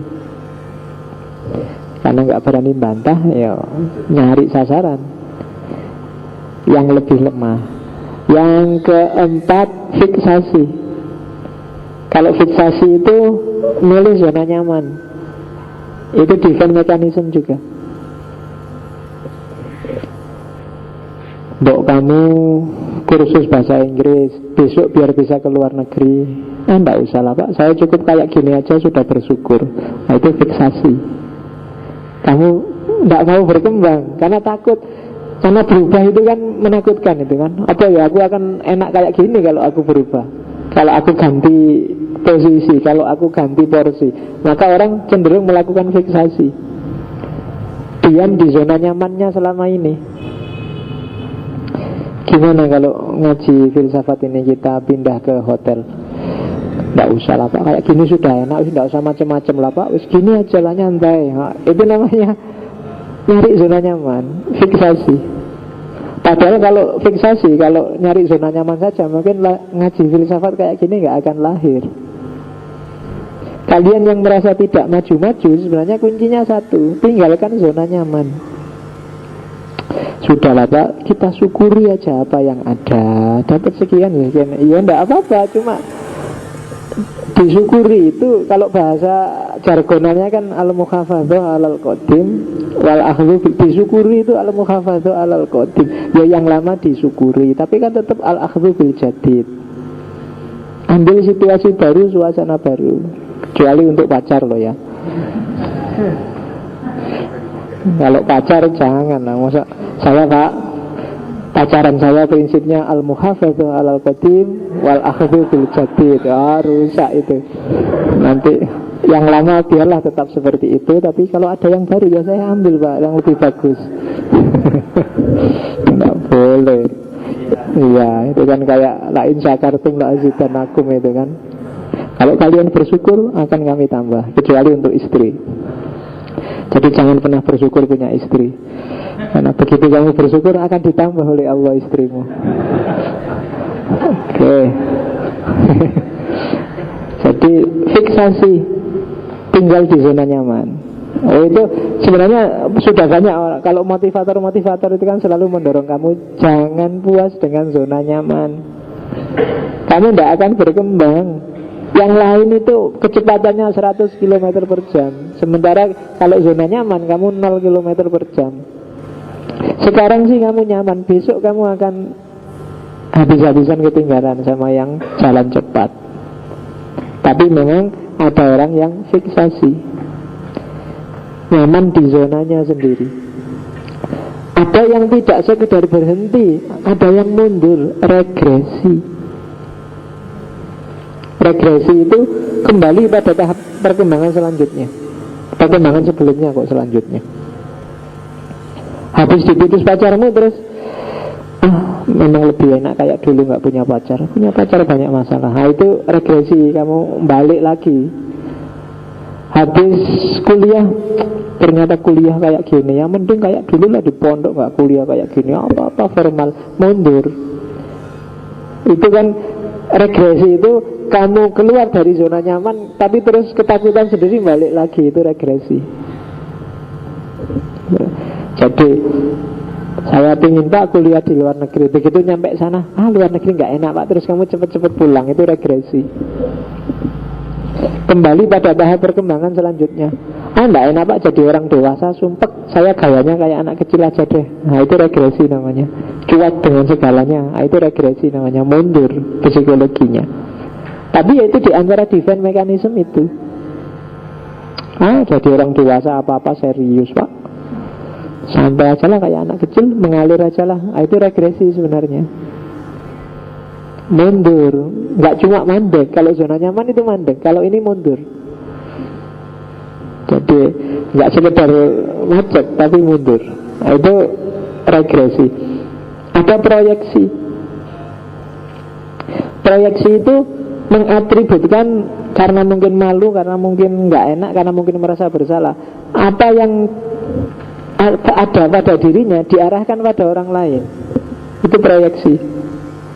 Misalnya kamu sebenarnya, misalnya ada orang pakai rok mini di depanmu, itu lo bilang astagfirullah rok mininya. Terus temenmu bilang, hei kamu tertarik ya sama rok mini? Oh enggak, perempuannya itu loh, kok pakaian kayak gitu, itu kan menggoda. Sing disalah kayak perempuannya. Itu namanya proyeksi. Jadi selalu orangnya ini yang salah, bukan aku. Oh enggak, bukan aku, ya dia aja terlalu gitu. Misalnya kamu tanya saya, aku raison jawab. Terus kamu mau jadi mahasiswa jangan cerewet gitu. Tanya itu ya yang masuk akal aja, malah kamu yang salah. Padahal sini yang tadinya nggak bisa jawab. Nah ya, itu namanya proyeksi. Jadi apa yang ada padamu, kamu anggap ini jelek, terus kamu timpakan pada yang lain.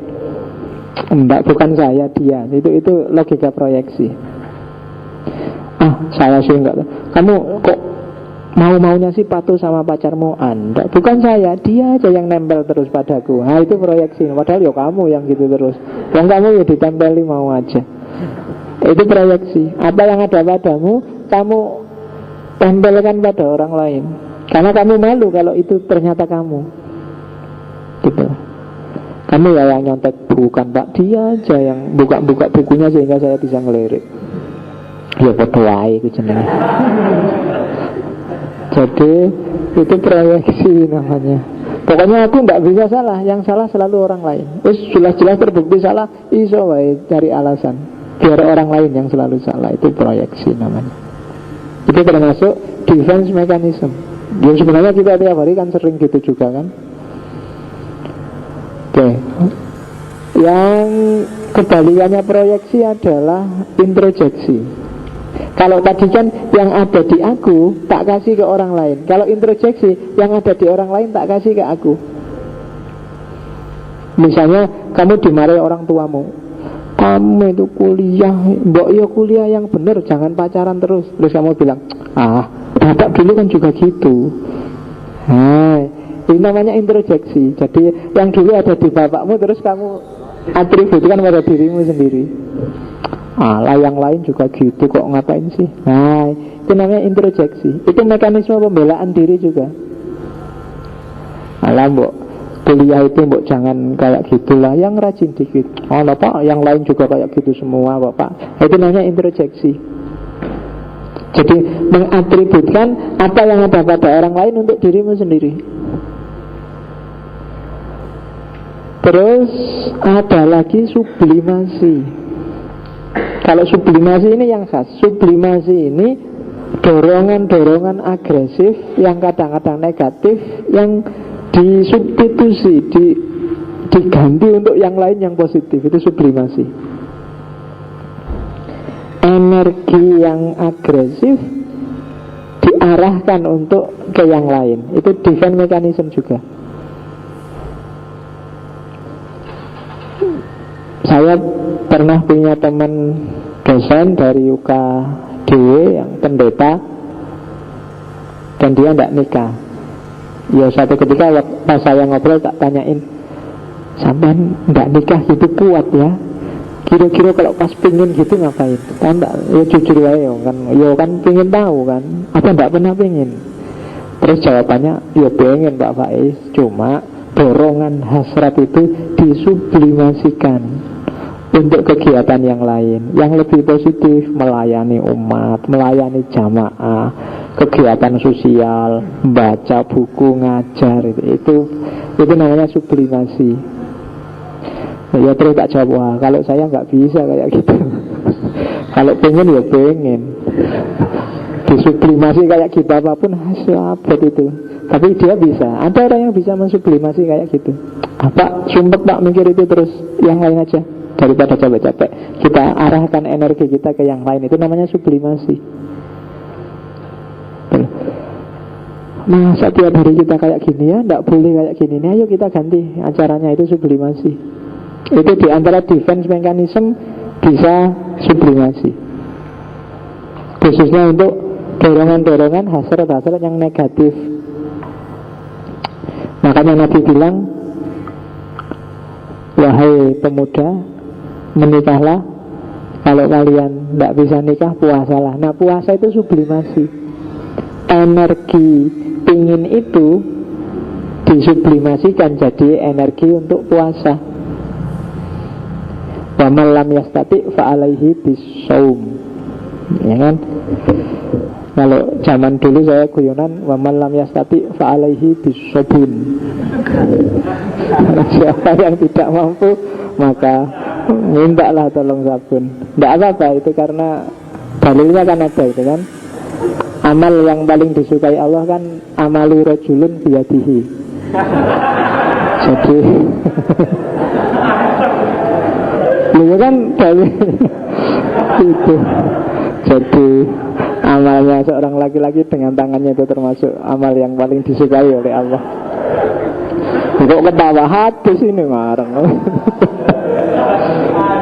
Oke. Iya. Itu. Iyalah, yang ketawa berarti sering. Yang diem itu defense mechanism. Kuatir ketahuan. Oke. Yang terakhir, rasionalisasi. Kalau rasionalisasi itu jangan-jangan kamu ngerti salah, tapi bikin argumen rasional biar tetap benar. Itu rasionalisasi. Misalnya, loh kamu kok nyontek? Enggak pak, saya nyontek ini dalam rangka birrul walidain pak. Nah, itu kan kamu bikin rasionalisasi sendiri. Kalau saya nyontek, lulusnya kan cepet pak. Kalau lulus cepet, orang tua ringan pak, bayarnya cepet selesai. Jadi ini birrul walidain pak, bukan nyontek pak. Ah itu rasionalisasi, kamu bikin alasan. Sering dalam hidup kita itu sering justru yang dilakukan bukan reasoning, bukan bernalar, tapi rationalization. Membenar-benarkan yang sebenarnya yang sudah kita lakukan duluan, kita setujui duluan, kita percayai duluan. Itu namanya rasionalisasi. Makanya ilmu kalam, teologi itu disebut disiplin rasionalisasi. Dipercayai duluan agamanya, baru difikirkan secara rasional. Oke, defense mechanism. Dari situlah nanti, kan tadi ada banyak masalah. Defense mechanism itu bikin bawah sadarmu numpuk luar biasa. Kalau nggak pinter-pinter manage-nya, orang bisa jadi stres, di tingkat lanjut bisa jadi gila. Nah, solusinya apa? Keluarkan semua yang ada di bawah sadar itu. Dan Freud mengajukan satu teori namanya psikoanalisis. Ini membongkar khazanah bawah sadar, bersih-bersih bawah sadar, biar tidak nyetir hidup kita secara tidak kita sadari. Terus psikoanalisis. Jadi apa sih psikoanalisis itu? Mengangkat semua yang ada di bawah sadar ke arah kesadaran, untuk kemudian ya sudah, kalau memang salah dimaafkan, terus diganti yang baru yang lebih bagus. Namanya katarsis. Katarsis itu pembersihan. Talking cure, ngobrol yang menyembuhkan. Kalau bahasa Indonesianya curhat. Curhat itu sebenarnya salah satu teknik psikoanalisis. Curhat itu kan mengungkap yang selama ini kamu sembunyikan dari orang lain, hanya pada temanmu yang itu kamu mau curhat. Itu sebenarnya salah satu jenis katarsis. Terus kamu bilang, setelah tak omongkan gini plong rasanya. Itu curhat. Itu sebenarnya salah satu teknik psikoanalisis. Caranya ada 4 psikoanalisis itu kalau di Freud. Yang pertama free association, yang kedua interpretation of dream, yang ketiga interpretasi resistensi, Dan yang keempat, interpretasi transferensi. Free association itu menggali pengalaman-pengalaman masa lampau yang berkaitan dengan emosi-emosi, situasi-situasi traumatis, situasi yang mengesankan bagimu, yang kamu orang lain gak pengen tahu, terus kamu simpan. Nah, itu gali semua. Karena ini yang kamu simpan ini nyetir perilakumu, masuk dalam mimpimu, masuk dalam perilakumu, tapi kamu gak sadar. Gali itu semuanya. Orang diberi kebebasan total. Kalau di free association itu sudahlah, omongkan aja semua yang ada dalam perasaanmu, ngomongkan mimpi-mimpimu, fantasimu, konflik-konflik yang kamu sembunyikan. Gak usah dipotong, ngomong aja apa adanya. Aku gak akan ngapa-ngapain, tak dengerin aja. Nah, itu namanya free association. Ada katarsis. Ya syukur-syukur ada temen yang bisa kamu curhati. Kalau nggak ada, nulis aja wis. Tulisan di buku harianmu, tulisan di blogmu, tulisan di... Kalau kamu nggak pengen orang tahu, ya tulis di buku harianmu sendiri, sembunyikan. Kamu tulis di internet, ya kamu kasih password biar nggak bisa dibuka orang. Nah, nanti kalau sudah selesai kamu tulis, kamu hapus lagi. Nggak apa-apa. Tapi kamu kan sudah meluahkan, sudah menyampaikan, biar dia tidak numpuk hanya di pikiranmu dan bawah sadarmu. Syukur-syukur terus kamu bisa, oh ternyata problemku ini, aku selalu terkenang ini, padahal ini gak penting, ini kan sudah jadi istrinya orang, ngapain sih tak simpen terus, sudah. Nah gitu loh, tujuannya itu. Jangan disimpan terus di bawah sadar. Dia akan mengganggu aktivitasmu sehari-hari. Itu free association. Oh ini tuh yang menggangguku, aku merasa berdosa karena sholat subuhku kesiangan terus. Nah sudahlah gak apa-apa, nanti aku tak tobat, toh Allah itu maha pengampun, sudah selesai. Itu loh, hilang sudah dari bawah sadarmu. Jangan ditumpuk terus-terusan. Oh ini tuh yang bikin aku geli setiap hari, aku tuh sering bohong pada orang tua. Nah sudahlah, tak catat aja, nanti tak minta maaf pada bapak ibu. Selesai, dia gak jadi ganjelan. Itu free association. Jadi asosiasi. Cuma ini kadang-kadang memang butuh orang ahli untuk mengungkap keluar semua. Butuh psikiater. Biasanya oleh psikiater itu kamu disuruh tiduran, rileks, santai, terus ngomong yang ingin kamu omong. Itu free association. Yang kedua, interpretasi mimpi. Jangan salah kalau menurut teorinya Freud, mimpi itu sebenarnya pesan dari alam bawah sadar kepada alam sadar. Mimpi itu biasanya pesan apa keinginanmu, apa ketakutanmu, apa aktivitas emosimu. Itu tinggal ditafsirkan aja. Apa sih fungsinya mimpi? Wish fulfillment, pemenuhan kebutuhan. Selama ini kan kamu gak ngomong, saking kamu pikir tiap hari dia munculnya di mimpi. Kamu bayangkan dia tiap hari, ya pasti dia muncul di mimpi. Itu wish fulfillment, gunanya mimpi. Jadi bawah sadarmu itu karena saking penuhnya, dia gak bisa bilang memunculkan diri, terus makanya dia terus munculnya lewat mimpi. Kalau di Freud itu dianalogikan kayak, misalnya ya, di kelas ada mahasiswa, ada satu orang mahasiswa ini yang ganggu kelas terus. Akhirnya olehmu, ini karena ganggu, keluarkan aja dari kelas. Nah terus kunci pintunya. Karena yang ganggu ini anaknya nakal, tiap hari dia pengen masuk, ndodok pintu terus, pintunya, ayo aku pengen masuk. Akhirnya apa? Konsentrasimu dibandingkan terhadap anak sak kelas kan lebih kamu konsentrasi anak yang di luar yang ngetuk-ngetuk pintu terus itu. Dan itu yang terjadi dengan bawah sadar. Yang di kelas itu kan yang ada di atas sadar. Yang kamu keluarkan, kamu represi ke bawah sadar, itu kayak mahasiswa di luar yang ingin masuk terus ngetuk-ngetuk pintu. Jadinya kamu apa? Energimu terkonsentrasi untuk jangan sampai ini keluar. Sehingga Kadang-kadang tiba-tiba dia keluar kalau lewat mimpi. Atau kalau di Freud ada lagi salurannya namanya slip of tongue, keceplosan ngomong.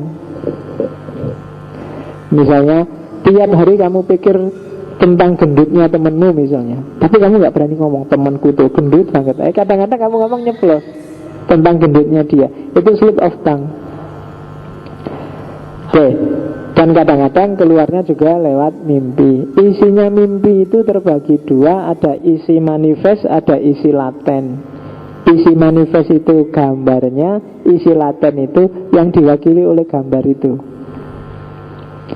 Di bukunya Freud itu ada contoh, misalnya tiba-tiba ada seorang anak muda yang mimpi dikasih balon 2 oleh sepupunya yang perempuan. Dan itu tafsirannya ternyata si anak muda ini sebenarnya diam-diam naksir sama sepupunya, cuma direpresi karena masak sama sepupunya sendiri.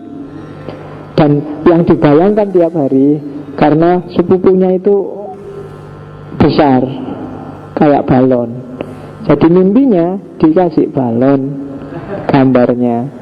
Loh, itu simbolismenya. Karena tiap hari mikir itu, akhirnya mimpilah dia dikasih balon.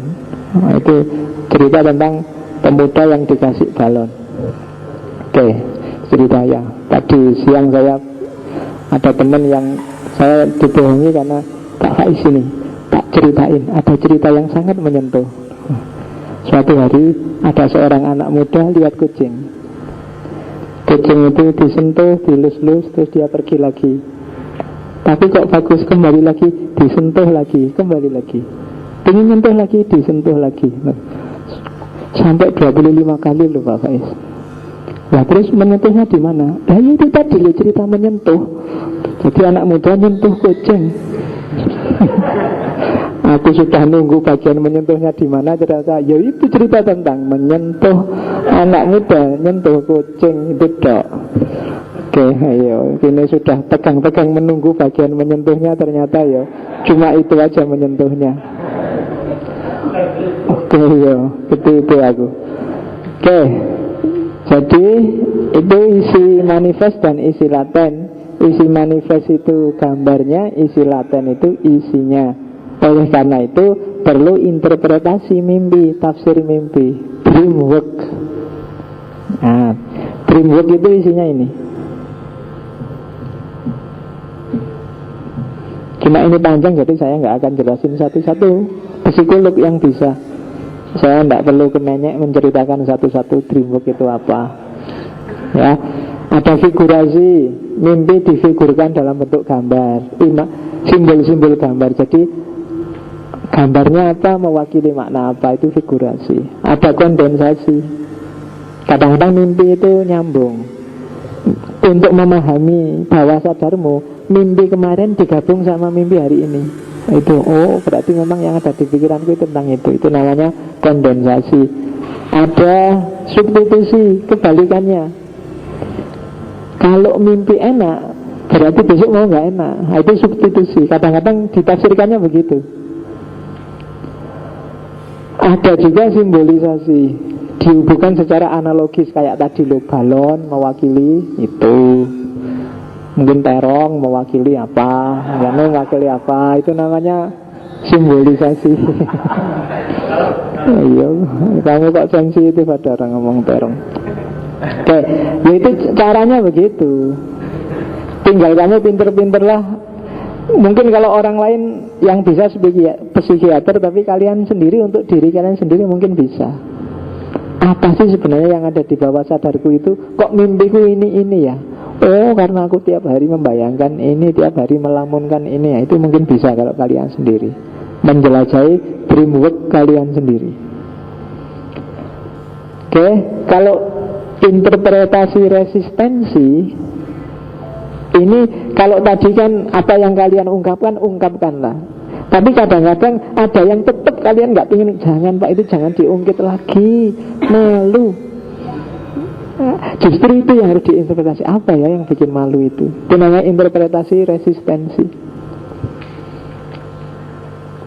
Sudahlah, jangan dibilang lagi, saya nggak enak. Sudahlah, itu namanya resistensimu. Interpretasikan itu. Apa ya yang bikin kamu nggak ingin menceritakan lagi itu? Itu namanya interpretasi resistensi. Dan terakhir, interpretasi transferensi. Interpretasi transferensi itu ya mentransfer apa yang kamu rasakan pada orang lain. Biasanya ya pada kanselornya. Teknik untuk menyembuhkan adalah antara lain itu kamu transfer aja.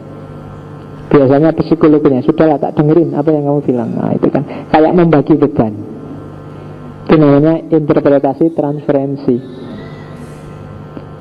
Sudahlah, berikan bebanmu padaku, kasih aku apa yang kamu inginkan, apa yang mengganjil di pikiranmu.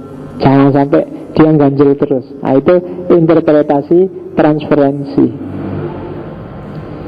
Transfer aja. Kalau punya teman curhat kan enak. Jangan cuma dipendam, karena kalau dipendam dia akan membahayakan psikismu. Karena energi untuk nahan itu besarnya 2 kali lipat dibanding energi untuk melampiaskan. Menahan marah dengan melampiaskan marah itu jaraknya 2 kali lipat. Mungkin kalau menahan marah butuh 100, melampiaskan cuma butuh 50 energi. Dengan menahan ketawa dengan melampiaskan ketawa kan juga gitu. Tinggal ketawa enak, tapi menahan ketawa itu kan kamu bisa goyang-goyang, bisa, ya kan, lebih berat. Makanya kalau kamu suka atau nggak suka pada orang, daripada dipendam, bilang aja. Itu kalau pakai teorinya Fick. Kalau suka pada orang, tembak aja. Ditolak, nggak apa-apa. Sebenarnya kan sudah dilampiaskan. Ditolak ya kan bisa cari lagi. Tapi kalau dipendam, itu lebih berbahaya, lebih merusakmu secara psikis karena energinya besar. Kalau kamu diem aja, diem, keinginanmu nggak kamu lampiaskan, tiap hari kamu akan kehabisan energi untuk nyimpen ini. Jangan sampai ini keluar. Lampiaskan aja demi kesehatan mentalmu. Gitu loh. Iya. Nggak suka sama dosen, bilang aja, Pak, saya nggak suka sama bapak. Terus bijinya elek besok. Nggak apa-apa tapi kan puas, kan gitu prinsipnya. Daripada kamu pendem, ya kan, suka sama orang ya juga gitu, bilang aja, aku suka lo padamu. Meskipun dijawab, tapi aku nggak suka tuh, ya nggak apa-apa, cari lagi, kan gitu. Oke, ya nggak apa-apa. Penting sakit hati lebih gampang disembuhkan daripada kamu tiap hari nahan itu. Iya. Nahan apa? Oke, terakhir. Jam 10. Kuat ini ya cuma. Mungkin sebenarnya ada banyak peribahasa yang dari Freud itu. Tak ambil beberapa. Itu yang saya bilang tadi di awal. The great question that has never been answered and which I have not yet been able to answer despite my 30 years of research into the feminine soul is, what does a woman want? Pertanyaan paling besar yang tidak pernah bisa ku jawab. Bahkan setelah aku menyelesaikan 30 tahun penelitian terhadap mentalnya, jiwanya perempuan, adalah pertanyaan, apa sih karepe wong wedok kuwi? What does a woman want? Apa sih? Gitu loh. Itu kan kayak Nabi bilang, perempuan itu kayak tulang yang bengkok. Kalau diluruskan patah, kalau dibiarin bengkok itu kan jelek. Yang bagus itu kan lurus. Tapi kalau diluruskan patah itu kan. Ini yang pasti kalau kelompok feminis akan marah-marah kalau baca ini. Tapi itulah yang dikatakan Freud. Freud itu sebenarnya suami yang setia. Dia tidak pernah ganti-ganti. Cuma orang yang setia, yang bahkan filosof psikolog besar meneliti 30 tahun tentang perempuan, dia tidak paham-paham. Apalagi kalian, ya kan? Jadi nggak apa-apa kalau pacarmu marah-marah, kamu itu nggak ngerti aku gitu. Nggak apa-apa, Freud aja juga nggak ngerti perempuan. Ya Jadi iya, santai aja. Kamu nggak perlu galau kalau pacarmu bilang gitu ya. Santai aja. Freud aja juga nggak ngerti kok. Oke, terus being entirely honest with oneself is a good exercise. Jalan yang paling bagus biar mentalmu sehat adalah jujurlah pada dirimu sendiri. Nah, itu antara lain ya, untuk menjaga mentalmu biar sembuh, biar nggak. Jadi jujur aja pada diri. Suka ya bilang suka, nggak suka bilang nggak suka, enak bilang enak, nggak enak bilang enak. Urusan super ego nanti, tapi jujur dulu. Sebenarnya saya suka pada dia, cuma tidak boleh karena dia sudah punya suami, karena dia sudah punya istri, gitu aja. Daripada kamu enggak, saya enggak suka, siapa bilang saya suka, itu lebih membahayakan mentalmu. Itu. Sebenarnya aku enggak suka sih padanya, cuma yo daripada nyari musuh, sudahlah, enggak suka, aku enggak tak tampilkan, itu lebih sehat. Ya. Jadi jujurlah pada dirimu sendiri. Terus yang ketiga, sebagian besar orang sebenarnya nggak suka kebebasan. Karena kebebasan berarti menuntut tanggung jawab. Dan sebagian besar orang itu sebenarnya takut dengan tanggung jawab. Oh, itu silahkan kamu pikir sendiri. Tiap hari kamu teriak-teriak minta kebebasan, tapi sebenarnya bawah sadarmu bilang nggak suka dengan kebebasan. Karena bebas berarti harus tanggung jawab. Dan orang itu biasanya berat kalau disuruh tanggung jawab. Gitu. Iya kan, nggak bebas itu enak loh. Kamu ngerjain apa? Loh kok jelek gitu loh. Nggak, saya kan cuma disuruh pak. Jadi kamu bisa endo. Tapi kalau karyamu sendiri, kamu salah sendirian. Tapi kalau sekedar disuruh ikut orang lain gitu kan, oh ada dalilnya loh pak ini ya, itu kan ada sandarannya. Tapi kalau kamu sendiri ya kamu salah sendirian, tanggung jawab sendiri. Dan itu banyak orang yang tidak suka sebenarnya tanggung jawab semacam itu. Dia sukanya ada sandarannya, ada yang dilempari tanggung jawab. Berarti dilihat dari situ sebenarnya manusia itu tidak suka dengan kebebasan. Yang jelas dia suka bukan kebebasan, tapi kesenangan, kenikmatan.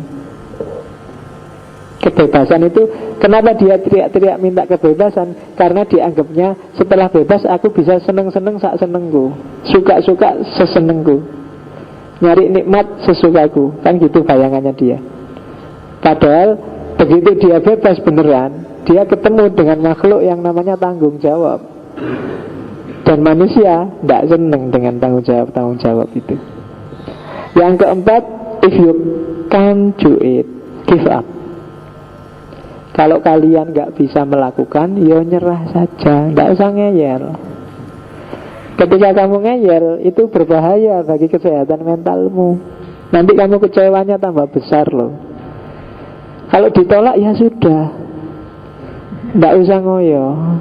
Kalau ngoyo nanti tambah kecewa lagi, tambah besar. Kalau gak bisa ya sudah ditinggal. Nah, itu dari Freud. Dan yang terakhir, sometimes, itu yang tak bilang tadi, sometimes a seeker is just a seeker. Jadi kalau kamu ditanya orang tentang sesuatu yang sudahlah gak usah dipikir dalam-dalam, itu bisa pakai peribahasa ini. Rokok ya rokok, sudah gak usah dibahas lagi dalam-dalam. Simple. Kamu kok bisa sih seneng sama orang itu, dia kan gini-gini. Alah, seneng ya seneng titik, gitu aja kok repot. Kan gitu. Nah ini kayak teorinya Gus Dur, gitu aja kok repot. Seeker is a seeker. Rokok ya rokok, aku seneng rokok titik, gitu aja, nggak usah dipanjang-panjangin pembahasannya. Selesai, karena memang manusia dorongannya itu suka dan tidak suka. Oke, alhamdulillah sudah selesai kita dengan Sigmund Freud. Minggu depan saya ingin maknya terakhir aja ya. Minggu depan saya masih ingin ngomong pragmatisme. Itu salah satu pilarnya modernitas juga. Mungkin tokoh yang tak ambil adalah William James. Pragmatisme ini nanti yang jadi pilarnya filsafat Amerika. Nanti setelah William James baru kita ngomong Karl Marx. Jadi ini kaki-kaki besar yang jadi pilar peradaban yang namanya modern. Oke, alhamdulillah nggak ada yang bertanya. Pokoknya Tapi pertanyaannya online sekarang kalau yang butuh, atau ketemu saya langsung. Saya akhiri sekian. Wallahul muwaffiq, wallahu a'lam bishawab. Wassalamualaikum warahmatullahi wabarakatuh.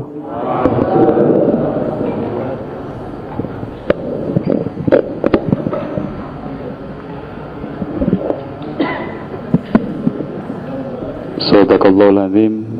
Terima kasih diaturkan Bapak Faiz.